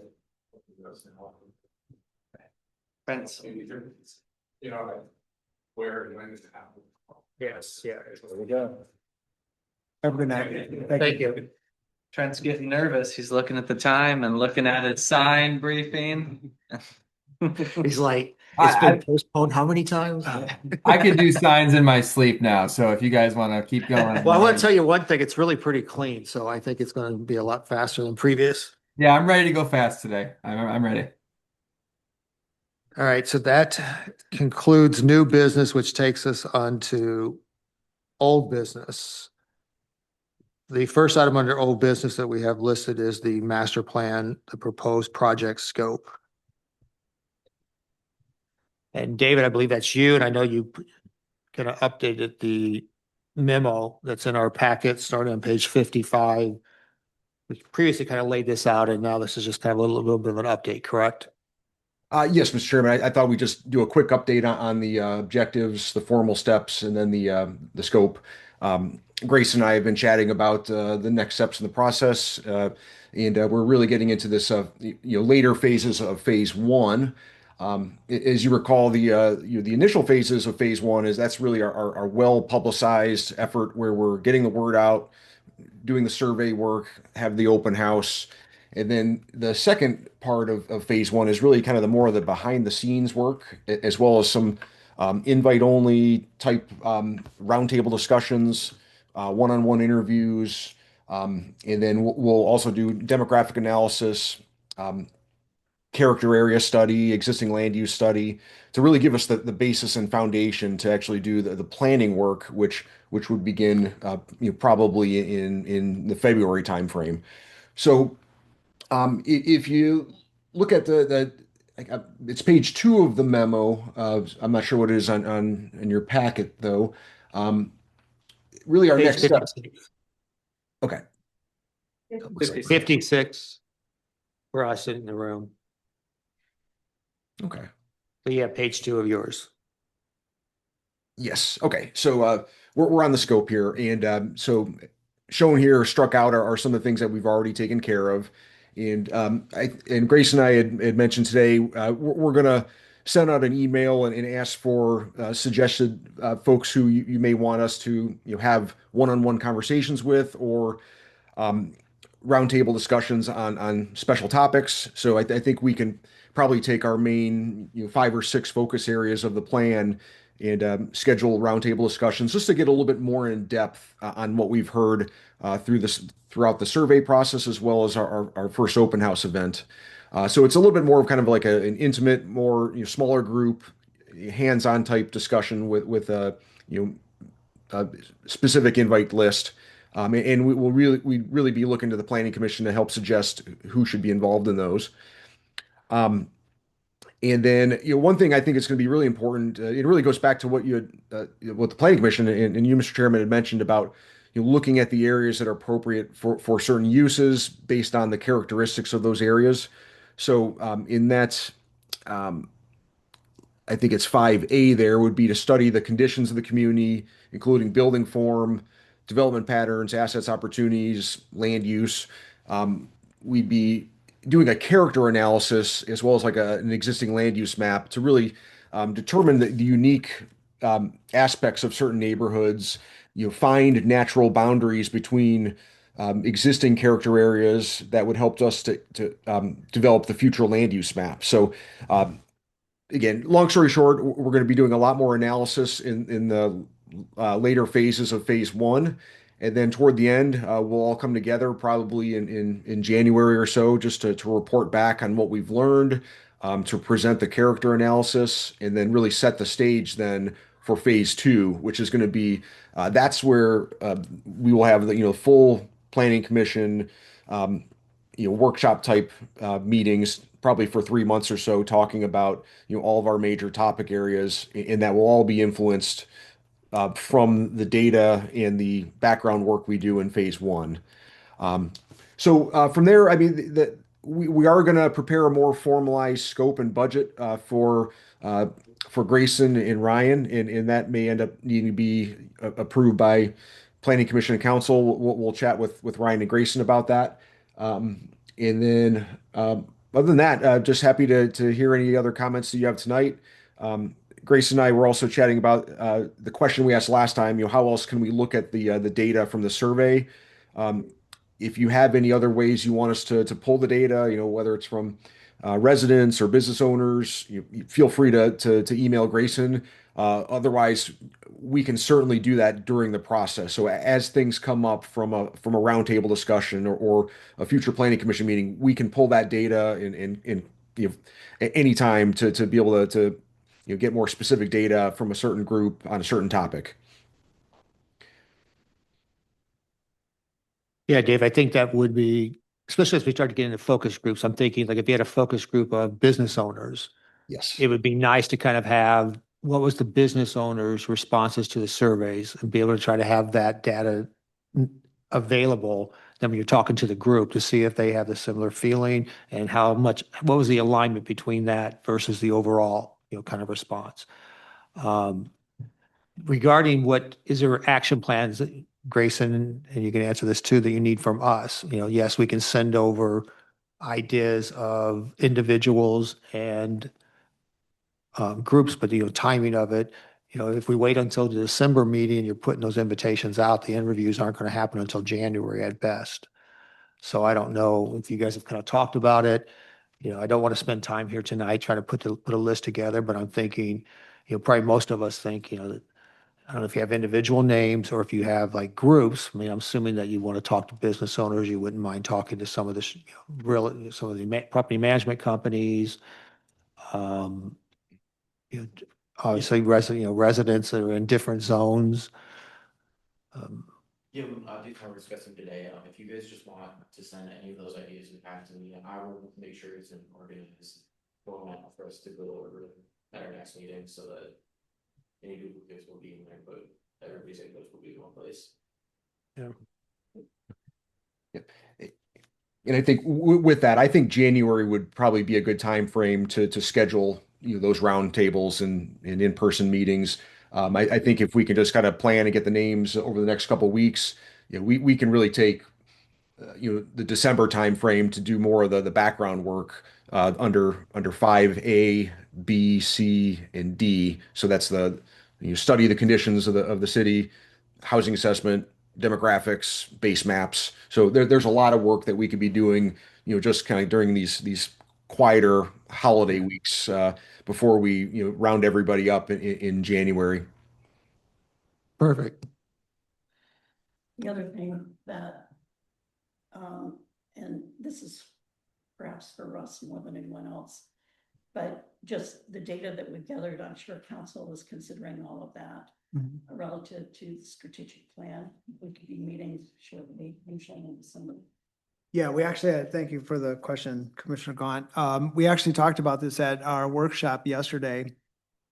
That the responses to the master plan survey will be used as data for the strategic planning process. And the discussion yesterday was, the point I brought up is that we need to rethink our strategic pillars, I'm calling them, and we have 3 of them currently. I think we need to expand that. One of them was to business and economic development.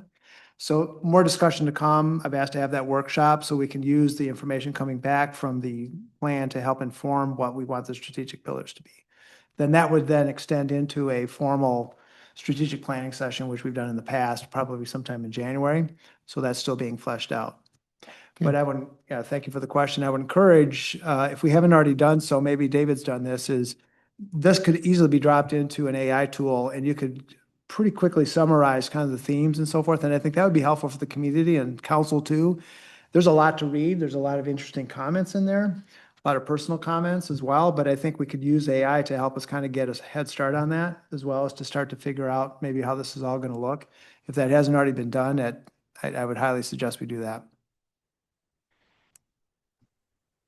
My only comment is, I don't, I'll make a, somewhat contrary initial comment. I'm not convinced we need interviews with specific people and roundtable discussions and focus groups. For 2 points, one, everybody and their brother had an opportunity to fill out the survey and make comments. And two, this will be going through additional public comment sessions, including a public hearing, of course. But before that, I thought we are gonna have another show up and say what you think about things type of meeting. If we go ahead with interviews and special topic roundtable discussions, I certainly hope that they are not limited to business owners and property management companies, that they also include people who live here part-time, people who live here year-round, people who live in different segments of the community, so that there will be a really concerted effort to, if you're going to go this route, so that it is a very balanced and wide-ranging effort to get, if you're going to have people sit down and talk, that it is certainly not skewed in any particular direction, one way or the other, because that is what has caused problems in the past. And if it is routine and pro forma that the process of a master plan nowadays is to include interviews and special topic roundtable discussions and focus groups, by all means, let's go ahead. But I would say that to make sure that those interviews and those focus groups include every aspect of our community. Agreed. Other comments on the master plan? All right, so if you have these ideas, jot them in, send them over to Grayson, so he can kind of work with David to determine what the plan will be, and then we'll have more of it in our kit for December. Do we have an updated, back to point 2 that was highlighted, finalized scope, timeframes, milestones, and expectations? David or Grayson, do we have a timeline of when let's say a draft master plan will be, let's back up, when the focus groups will be finished, when a draft master plan will be due, when a public hearing will be done, when it will be passed by us, and is there a timeline like that somewhere? On next page. It's very, very high level in this memo. So I basically giving 3-month timeframes for each phase. But yes, we will do something more formal as I work out the final scope with Grayson and Ryan, and we'll put those specific dates and try to map this out and keep to that. So just like the earlier discussion, and great, that'd be great. The earlier discussion, indefinite postponement, I would hate to have us still pondering this in 5 years. We'll stick to dates and milestones and just to try to keep the momentum. I think when we lose sight of our target dates and calendar, that's when momentum can be lost. So we want to keep this project rolling and have a goal. If we miss the date, we miss the date, we move them back. But to have a date, that kind of puts fire under people. Thank you, David. David, to that point, what I thought on page 57 or your page 3 is that you have review and adopt between May and August. So I'm assuming that this is you're targeting the end of August for approval. Is that right? Yes. And I did, I was thinking too, just to have this extend into the summer months, just because that's when we'll have a lot of folks back in town and we'll have that activity. So we could, have another open house event, pop-ups, displays and things like that, just as the, the seasonal population increases and that could be a good time to, do the outreach again and go through the approval process. So, there's a possibility you can certainly move this process quicker, but I think we could just take advantage of the quieter winter to do a lot of our work and our deliberations with the planning commission. Then we have a good solid draft as the population begins to swell, and then we'll go through that public review process at that time. So the answer is by the end of August. That's. Yeah. I think that's more than reasonable to have it wrapped up by then. Thank you.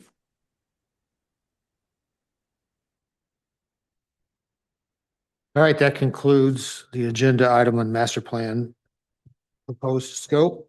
Moves us on to the sign ordinance, and this will be, Grayson, you want to kick it off? You want Trent to? All Trent's got this one tonight. right, Trent, I think I will do my best to be quick. I think to Chairman Mann's point, I think the draft's in pretty good shape, so I don't think we'll be nearly as long as we were last month. Just to briefly recap, for everyone's benefit and for Councilman Gardner, we have been looking at the city's sign ordinances to make them align with somewhat recent Supreme Court cases that basically hold that sign regulations cannot be based on the content of the sign. Some of the city's definitions for signs made distinctions based on opinion sign and construction sign and garage sale sign and things that clearly distinguish between the content of the sign. And so the Planning Commission in my office and David and Grayson have been engaged for quite some time now in putting together a draft. Initially, the draft was designed to mirror the current city sign regulations. And I will say that this current iteration of the draft still does much of that. So there's many provisions in here that align one-to-one with the current city sign ordinance. However, we've made quite a few changes. And then to turn the Planning Commission's attention to my memo this month, which I believe starts on page 58 of your packet, I summarized all the changes that we've made in this iteration of revisions. They align with the comments and feedback that we received from the Planning Commission last month. So I don't think you'll see any surprises. And there's a couple of them that I think are worthy of some further discussion tonight. So I'm going to quickly run through the memo, and then I'm going to hit the pieces that I think we should have some discussion of, and hopefully I can keep this under half an hour. So abandoned signs on page 58 of your packet, we tweaked the definition. The way it was designed before, it was a shall provision. So if the certain provisions were met, that sign shall be considered abandoned. After further discussion, we thought that was maybe too harsh and could lead to some unintended consequences. And so we revised the draft to now be, instead of those provisions being shall triggers, they're just standards that a zoning administrator could consider when determining if a sign is abandoned. And this kind of cuts to Austin's comment from the last meeting when you mentioned retro signs and what if something has historical significance to the city. And the idea here is that I've included a factor for if something does have historical significance, but also the standards allow some interpretation to decide if a sign is really abandoned. As well as if a sign is deemed abandoned, the owner has a 30-day period to cure that abandonment by repairing the sign or otherwise making it comply. Flagpoles, we've made a distinction between permanent and temporary flagpoles. This came as an attempt to try to prohibit people just tacking flags to the wall, which we thought was maybe not the most aesthetically pleasing result, or really even what we sort of intended when we were allowing for flags. So all this does is it makes it so that whether you have a permanent metal flagpole in your yard or you have a flagpole in a bracket from, by your front door, a flag has to be displayed on some form of flagpole. So we can have discussion about that if the Planning Commission does not like that. However, that is the intent there was to just kind of make it what we thought was a more regular display of flags instead of what I would call the college dorm tacking a flag to the wall. Illumination requirements, we made some slight changes to those, mostly because I think the previous draft was internally inconsistent. We talked about allowing neon signs or signs that have sort of an ambient illumination. However, the previous draft sort of outright prohibited sign illumination. So we've made some tweaks to those. Most of the problematic types of illumination are still prohibited. So flashing, blinking, changing in intensity, internally illuminated signs are prohibited. What would be allowed is signs that are externally lit. So a lot of times you'll see, if, back to my flagpoles, if people have a flagpole, sometimes they'll have a light shining up at the flagpole or something like that. That can be allowed in certain situations, so long as the light doesn't shine on adjacent properties or otherwise cause, shine on the road or cause issues there. And Can I stop you sure, before we move on yep. to the next point? Driving past it just this evening, the SCA has an internally lit sign in front of their building. It is a marquee kind of sign. I don't know what we want to do about that. Would they have to come and it's a brand new, it's a relatively new sign in front of the SCA that announces what's coming up and everything, and it's, I don't know how tall, 5 feet tall, so. You're talking about the monitor, or it's actually as a monitor where they display the different events on it? That's correct. Right. Yeah. I think that would be an internally lit sign. But it's not new. It's not new, well, 2 years. Yeah. Okay, well, Yeah. Newer. So if it's lawful now, it would, even if we did pass this draft, it would be non-conforming. Although I think okay, that takes care of that, all right.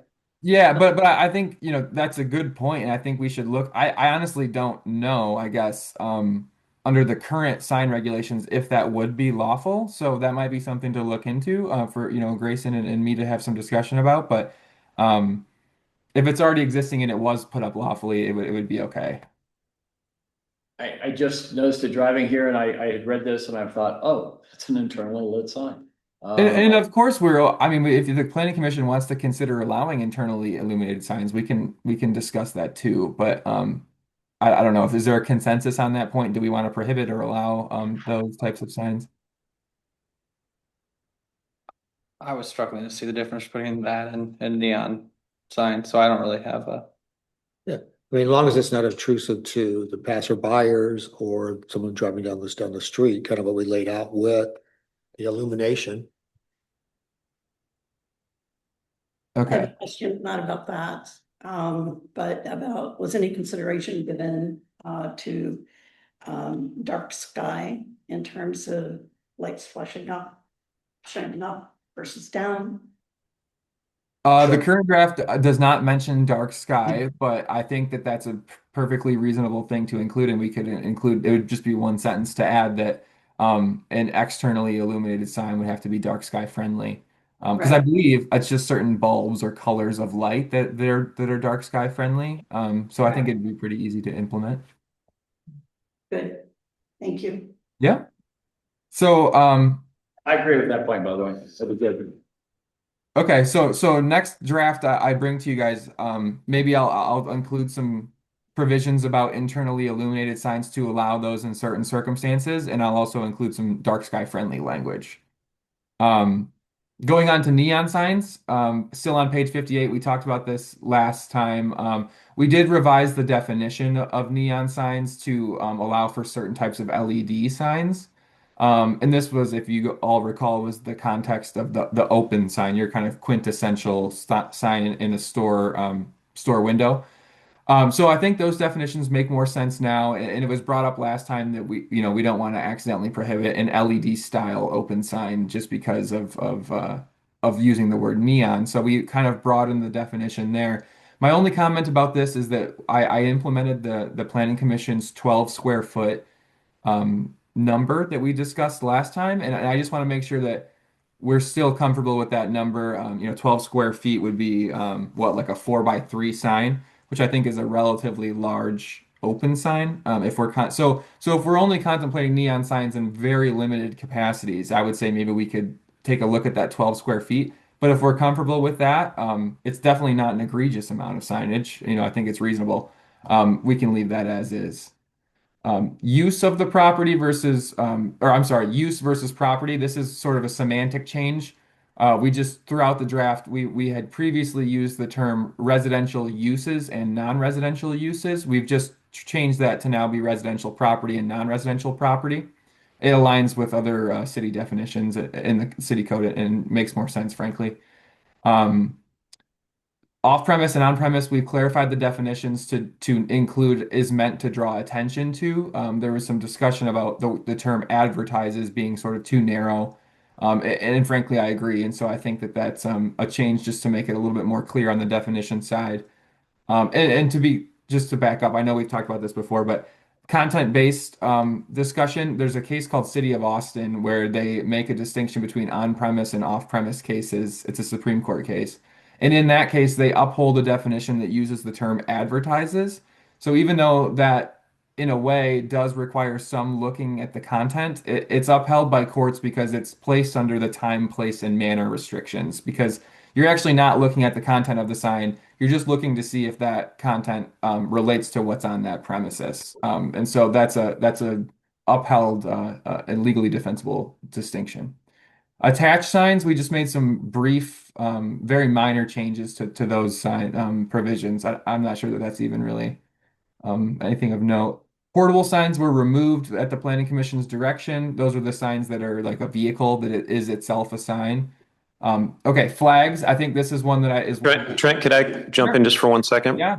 As I read the way you left the definition of portable signs, at the end it says, including but not limited to signs affixed to a vehicle or truck trailer. So is that something that you left in inadvertently, or are we making a distinction between what we were trying to cover in the paragraph you deleted and what's referenced in that? Yeah, that's probably inadvertent. I don't think there's a need for defining portable signs if we don't have applicable regulations. So unless there, Well, but just to be clear, there's a lot of types of portable signs, but one of those is signs attached to a vehicle. And I think some of the other signs, we didn't necessarily come to a decision that those shouldn't be regulated. But I think that the issue was signs on a vehicle might be too hard to police because you have to get into sizes and how long they're parked and whatever. So I get that, but I'm just saying that you didn't remove the language relating to signs on a vehicle because it's still in the definition. Correct. So I think I understand your point. There's a definition for portable signs. However, I've removed the prohibition on portable signs. So the draft itself no longer speaks to portable signs. I thought I'll look for that, but I'm pretty sure I saw that it said it's part of the prohibited signs. Or did we move it to prohibited? I apologize. Prohibited signs, number 5, pennants, feather flag signs, wind feather signs, and portable signs.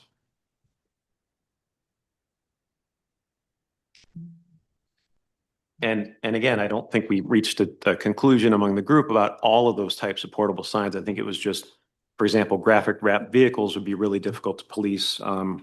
And so we took out the language that was going to try to have some kind of structure on that.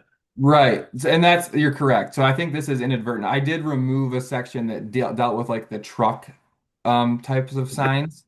And so if we think it's worthy of further discussion about other types of portable signs, we can certainly have that discussion. Or is the Planning Commission's consensus just to prohibit all types of portable signs as currently defined? I guess I would need some more direction there. Last time, I think the discussion was just, let's just cut that out of the draft. And so that was kind of the route I was going with. I think we didn't discuss it with respect to all of the things included, like flashing A-frames, searchlights, beacons, balloons, umbrellas, trailers, non-wheeled carts, signs inside, on, or against parked vehicles. So the last thing, yes, I think we decided that was too hard to police, but the other things like flashing A-frames, searchlights, beacons, I think those should be prohibited, or at least we didn't have a discussion on, taking those out. Right. So I think what would fix this then is just removing that last, clause from the definition about including but not limited to signs affixed to a vehicle or truck trailer. If that were to be removed, we would then be prohibiting portable signs from that part that you flagged, subsection 5 of the prohibited signs section. But then it would only then be applying to A-frame, searchlights, balloons, umbrellas. Does that sound more aligned with what you're thinking? I mean, I think that's more in line with the comments at the last meeting, yes. Okay. So we will make those changes. Any other comments on portable signs, or are we good there? I agree. That sounds right. Okay. Flags. I think this is one that's maybe worthy of a little bit of discussion. The last time the planning commission talked about a 48 square feet limit on flags in residential properties. But the planning commission then indicated that they wanted no limit on the amount of flags in residential properties. I did try to include some guardrails in the draft. And that would be in the signs permitted in all districts, which is G. 82 on our books. Yep, and then subsection B there says for non-residential properties, any number of flags may be displayed provided that the flags are not distracting to motorists or otherwise negatively impacting the public health, safety, and welfare.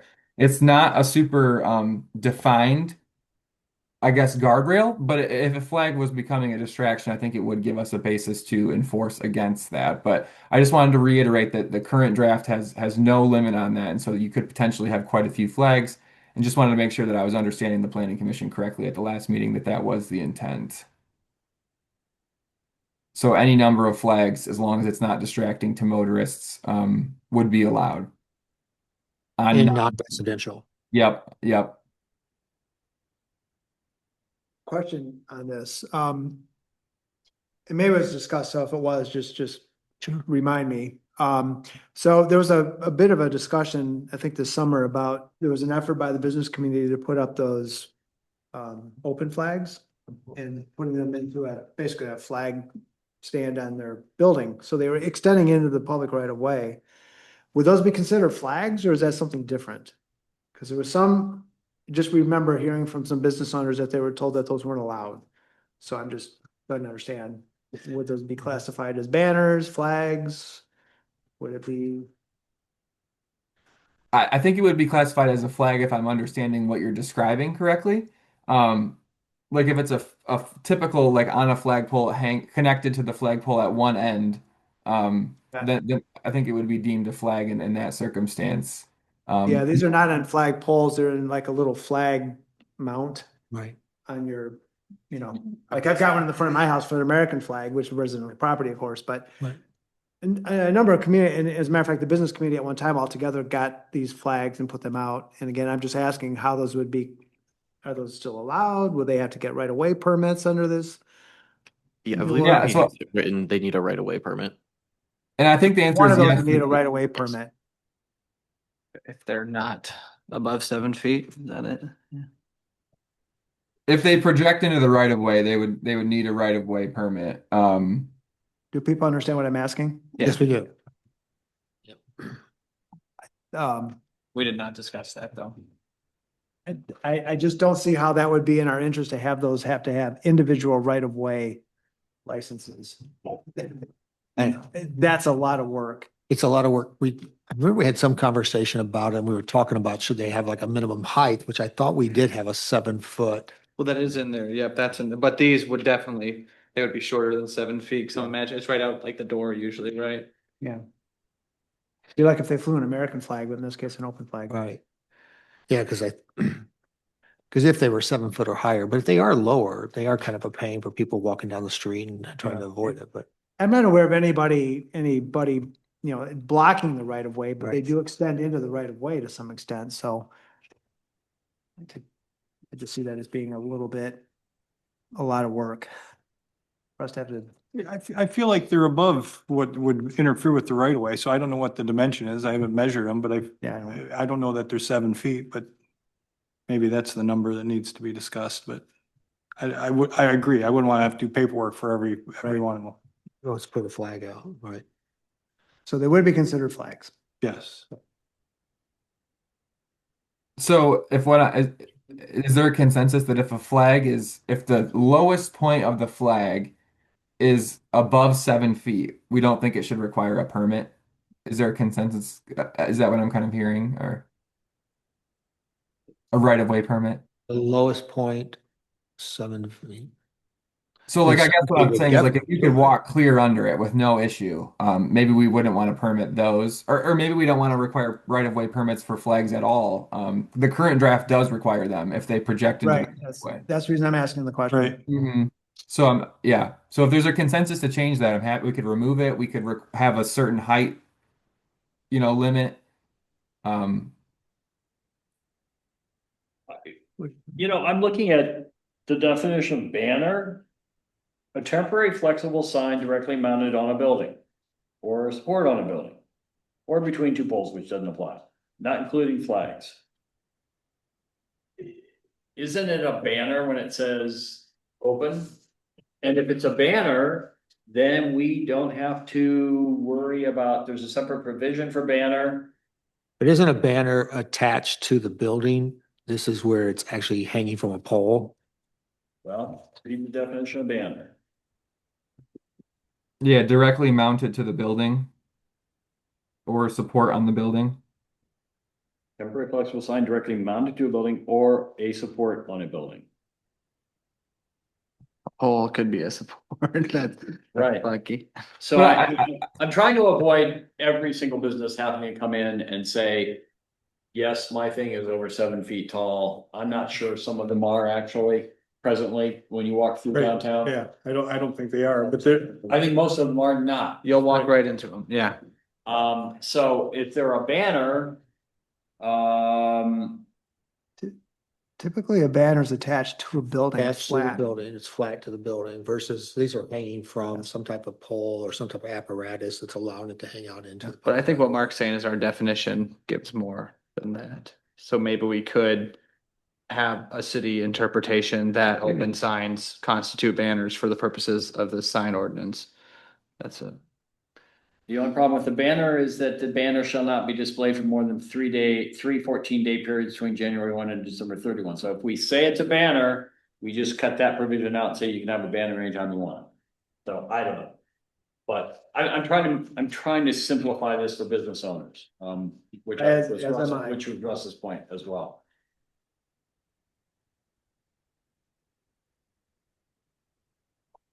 Well, we're reasonable, smart people, so why don't we just do that? do we need to put the 7-foot provision? Can we be more instructive? It Right doesn't, now, you say if it's prohibiting the right of way, they have to get a permit. yeah, prohibiting the right of way. Why? Prohibiting the right of way would be anything that It's can be if you walk, interpreted, if you walk can be into interpreted by, by grace. hey, you got this sign that's 4 feet off the ground, you gotta move it. That's why I think they're flags and I think they're okay where they're at. They're flags, Right. based on the conversation. So just remove the 7-foot minimum requirement. Non-obstruction, yeah, remove the 7-foot wording, just as long as it's not obstructive to the right of way. Yeah. That I think then becomes a discretionary Yep. judgment by the zoning. That's fine with me. Cause with it, he's gotta go out with the tape measure and say, well, you're 6'11", what are you gonna do?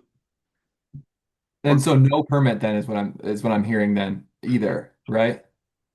Correct. As long as it's not obstructing the road. Non-residential. Yeah, Non- correct. So how's that gonna read? What is the language you're gonna use? Non-obstructive. Okay. Yep. So it'll just be for all flags, the flag shall not cause an obstruction to the right of way. Correct.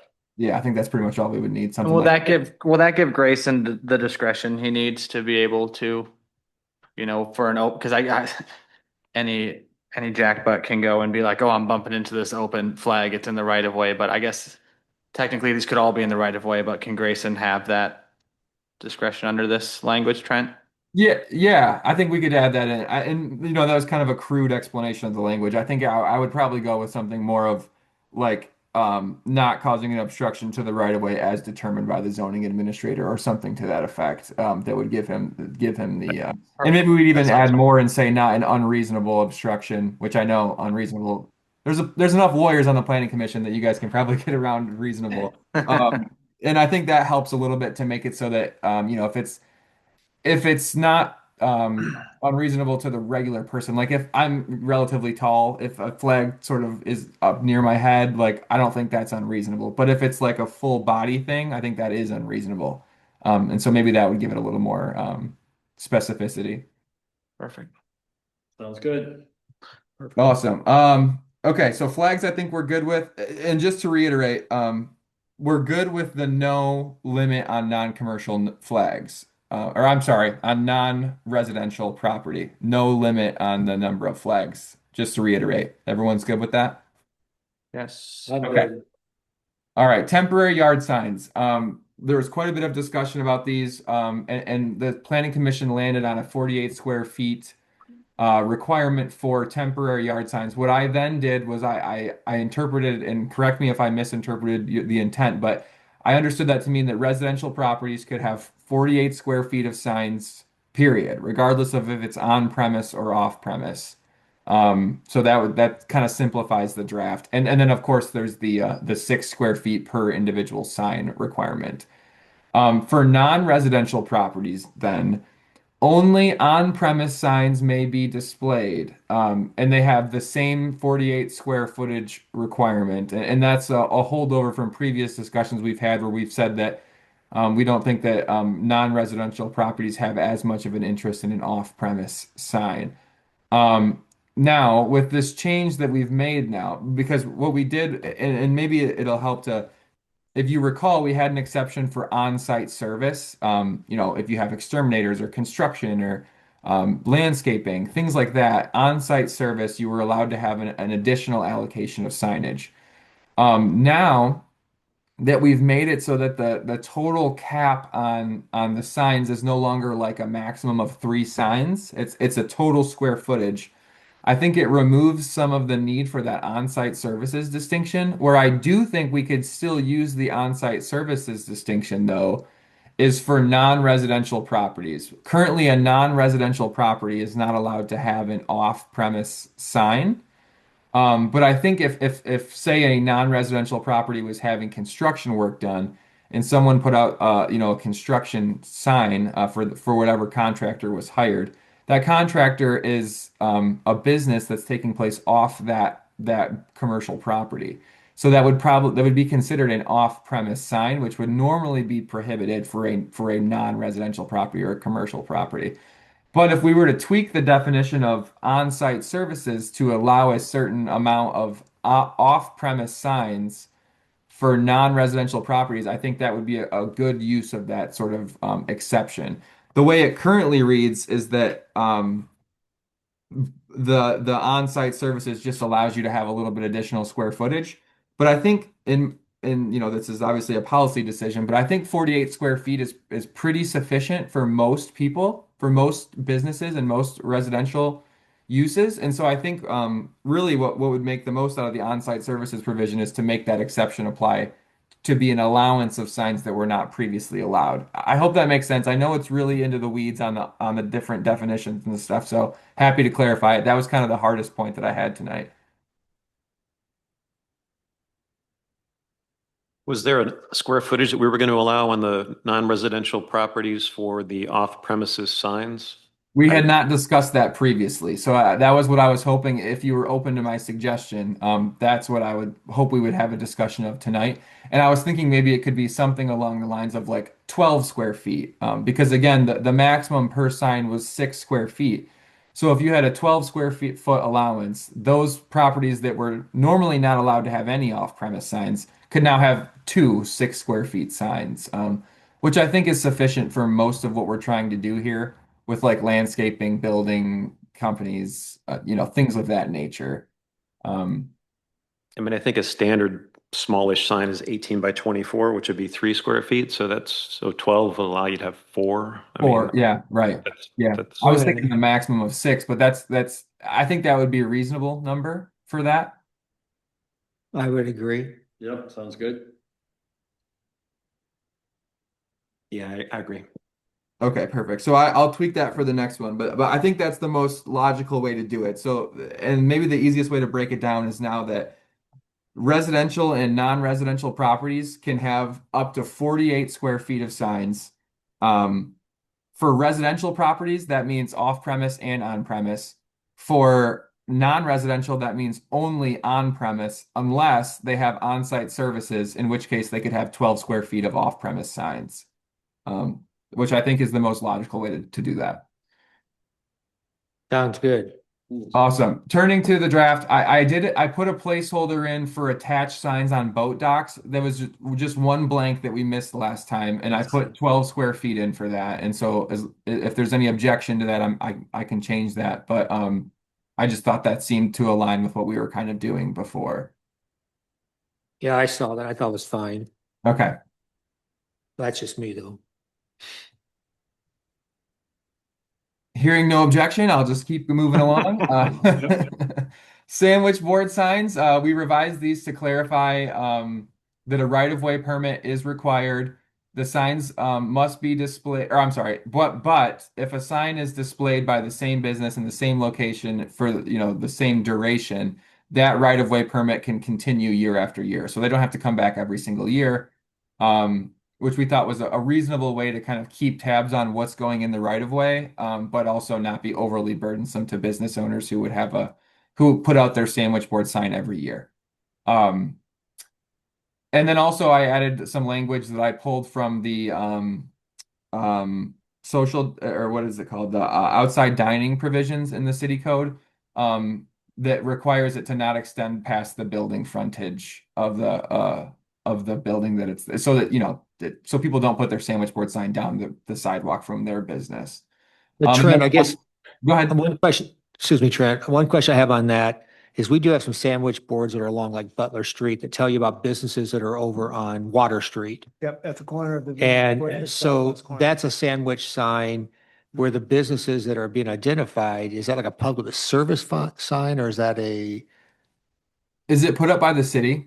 No, By the CVB? no, Is it? no, Make it it- was a individual business owner. Okay. Yeah. And so technically that's not on their property. They're You not know, it's, Yeah, so that would be prohibited under this current draft. So, and if that's not the intent, I can remove that provision.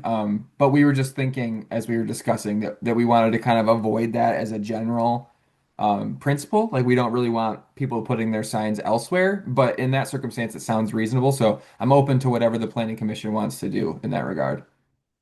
and didn't they get approval for that? Is that not put on city property? It's on city property, yes. Is that the distinction there then, Trent, if it's on city property? And they had to get approval from Yeah, council, from the right? council. We had a Yes. special, Park, right?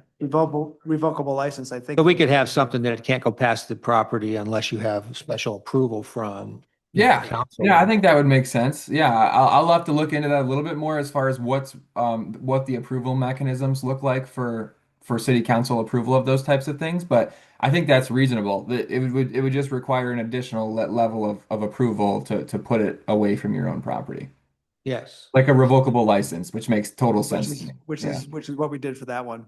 Yeah. Okay. I'll look into that and I'll come back with a little more nuance there. Murals, this is one that we had some discussion. Currently, the draft would allow murals on any non-residential property. So any business could paint their wall as long as it didn't have a commercial message and yada yada yada. I was just a little concerned that maybe that was very broad. And if the planning commission has any indication of certain places that maybe would be appropriate for murals or other places that wouldn't, in talking with Grayson, we were thinking of we could implement a definition of wall surface. And then as I was preparing for this today, I thought maybe it would make more sense to call it like suitable wall surface or appropriate wall surface or something like that. And then in that definition, we would include, a surface that is that can display a mural.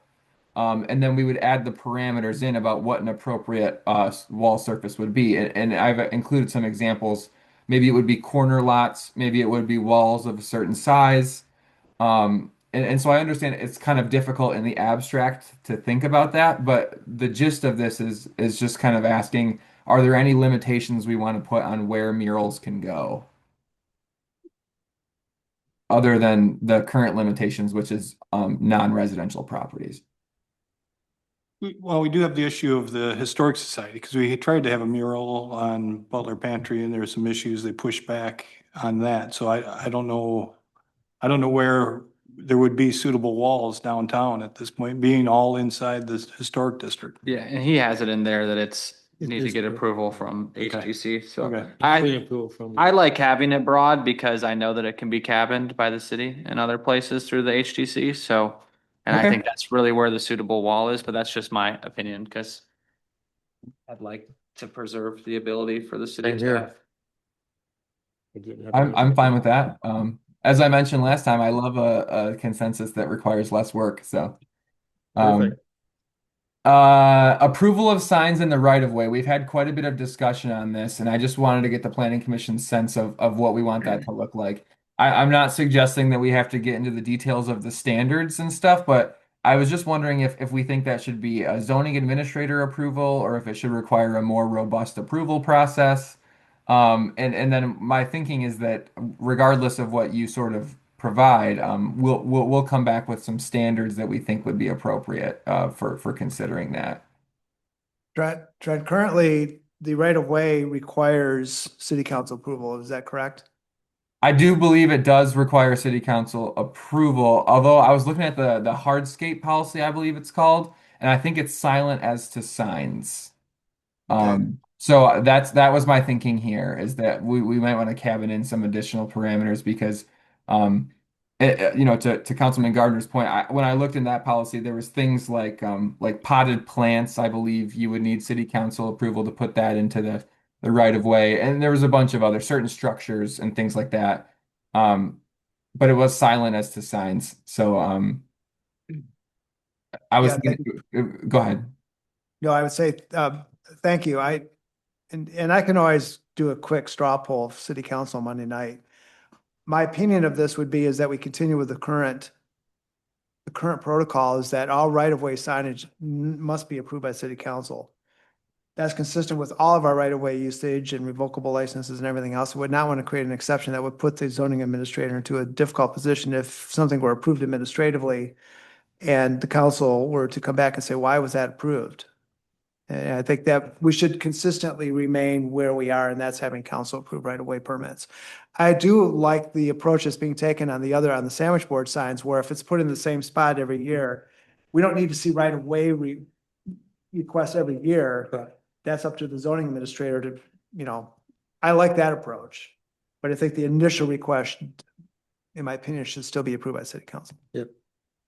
And would that be something that, because I think that's a good idea too. And so is that something that we would want for all right-of-way permits? All right-of-way signs would be like your initial approval comes to council, and then renewals, provided that there's no changes, would be approved by the zoning administrator. And I'm thinking of it kind of like how the city code defines major construction and minor construction, is like if there are some changes, it would kind of be up to Grayson to decide, is this enough changes to require council to reapprove this?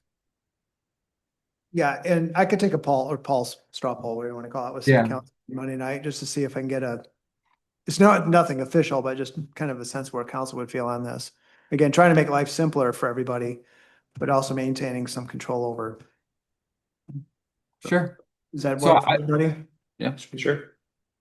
Okay, awesome. So I will proceed. I'll look at the meeting on Monday to see what council says, but assuming that they're on board with that, I will provide the next draft with some standards for consideration that council will approve the first time around, and then it will allow for administrative approval on the back end as long as there's no significant changes.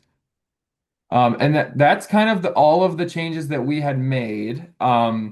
There was a comment in my memo about incidental signs or interior site signs. And this is kind of to the discussion we had last time about some of those like security system signs or address signs that we talked about, or interior site signs is more of the kind of the commercial property equivalent to that.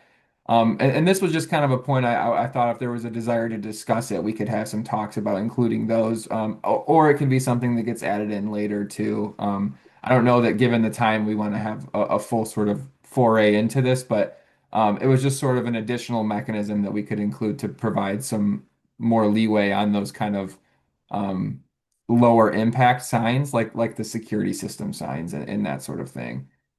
So if the planning commission wants to get into that, I'm happy to do that, but I just sort of flagged that as a discussion point. Other than that, I think that's the majority of what I kind of wanted to cover tonight. Let me just check my notes to make sure I didn't miss anything that I wanted to hit on. So we talked about murals, we talked about temporary signs, we talked about neon, we talked about flags. So I think I'm okay as long as there's no other question. If there's any other questions, I'm happy to talk about them now. But I think the draft's coming along pretty well. I think everyone would agree it's pretty good shape. So I think it's in good shape, Trent. One question I do have, sure. any sign that's existing that is outside of what these limits are, there's no changes to those. Correct. I've left all of the non-conforming provisions exactly as they are in the current sign draft, current sign ordinance. So that would be, if a sign is lawfully in place now, it could remain as a non-conforming use. And any rules that apply to non-conforming signs are the same. Okay. What about for temporary signs, though? Are we saying that a temporary sign that's in place now can stay forever if it would be out of compliance with the new ordinance? That's a good question. I do think that a temporary sign by its nature would have a hard time arguing that it's a non-conforming use. But I think given the interpretation of where we're at right now, it probably would be allowable until it became an abandoned sign. Which I think is like my understanding, like the quintessential temporary sign is a political sign, I think. Like everyone thinks about, you see them during election season and stuff. So even if that sign did have its non-conforming status, it wouldn't last forever because it would eventually become so deteriorated. Also, the changes that we're making to the sign provisions, I think I don't know. I think we would be hard pressed to find a temporary sign that is non-conforming because we're actually making it less, not necessarily less restrictive, but more broad in the sense of what it could be. So, like, for example, if I have an opinion sign right now under the current city sign regulations, that's non-conforming, that now under the current this new draft would become conforming because it doesn't matter if it's an opinion sign anymore. It just depends on the square footage. And I don't think there's anything in the current regulations that would allow you to have more than 48 square feet of temporary signage in total. So I think we're probably okay. I don't think that's going to be a major issue, but if there's other concerns, we can definitely get into that. But Okay. No, I think it's good. Thank you. Yeah, thank you very much. yeah, of course. So if I could just get the planning commission sense on like, well, I think we're getting pretty close to a final draft, and I think with my changes this time, I think it would be almost there. What is the sense on when we would want to hold the public hearing to move this along? Is that a next meeting thing, or maybe the meeting after that, or how much longer do we want to? And it makes no difference to me, so I'm not suggesting we need to rush it along, but just so I have a sense of when we want to have the actual recommendation go to council. I wouldn't think it would be next meeting. I'd like to see you put together the stuff we talked about. Right. So maybe the meeting after. I'd say like 3 meetings, because then maybe next meeting we can close it up, and then the meeting after that we can kind of look at a final, what it looks like, make sure there's no. Okay.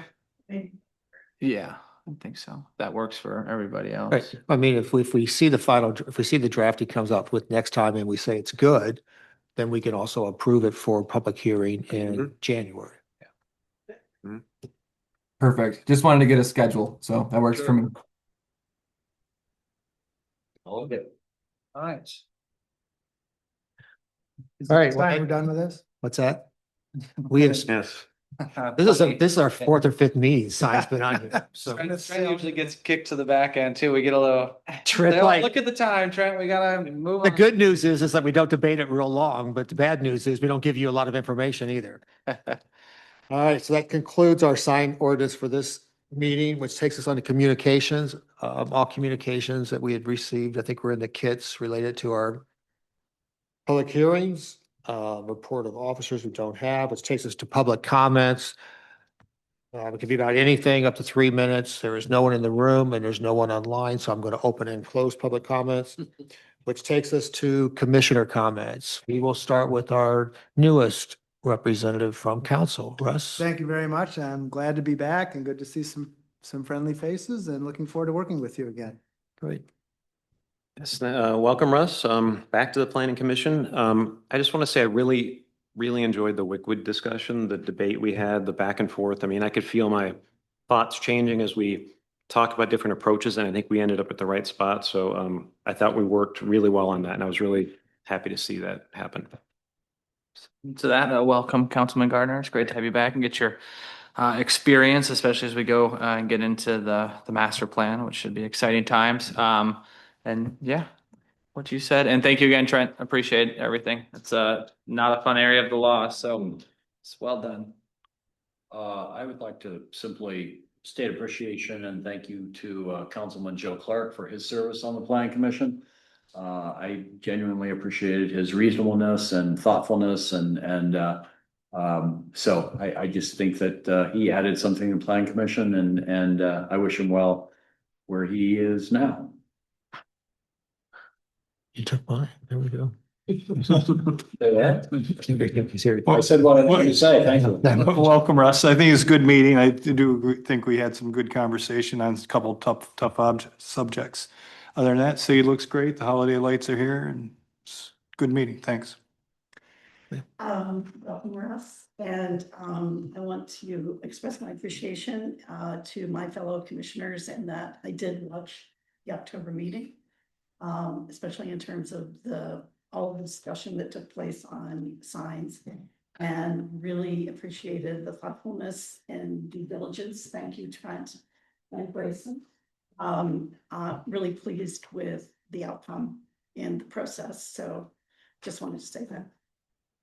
Very good. And as I said at the start of the meeting, welcome Russ. And I was also going to mention, just like Commissioner Lachey said, a thank you out to Joe. I think each of the council reps that we've had historically have added something to the overall commission. And we appreciate the fact that you not only bring stuff from the council, but you also take some of our ideas back.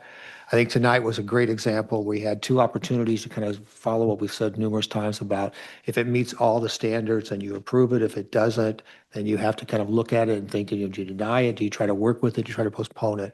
And while it made it for a long meeting, I think it really did show that we are trying to stick with following what's in our ordinances. And then if we think that there's some revisions that are necessary, what's the process for going forward? And I think everyone kind of held through and we all stayed open-minded. And now we have an opportunity to still move forward with them. With that, I'm going to end up asking for a motion to adjourn. All those in favor? Yes. Thank you, everyone. Give it to CJ. Oh, CJ.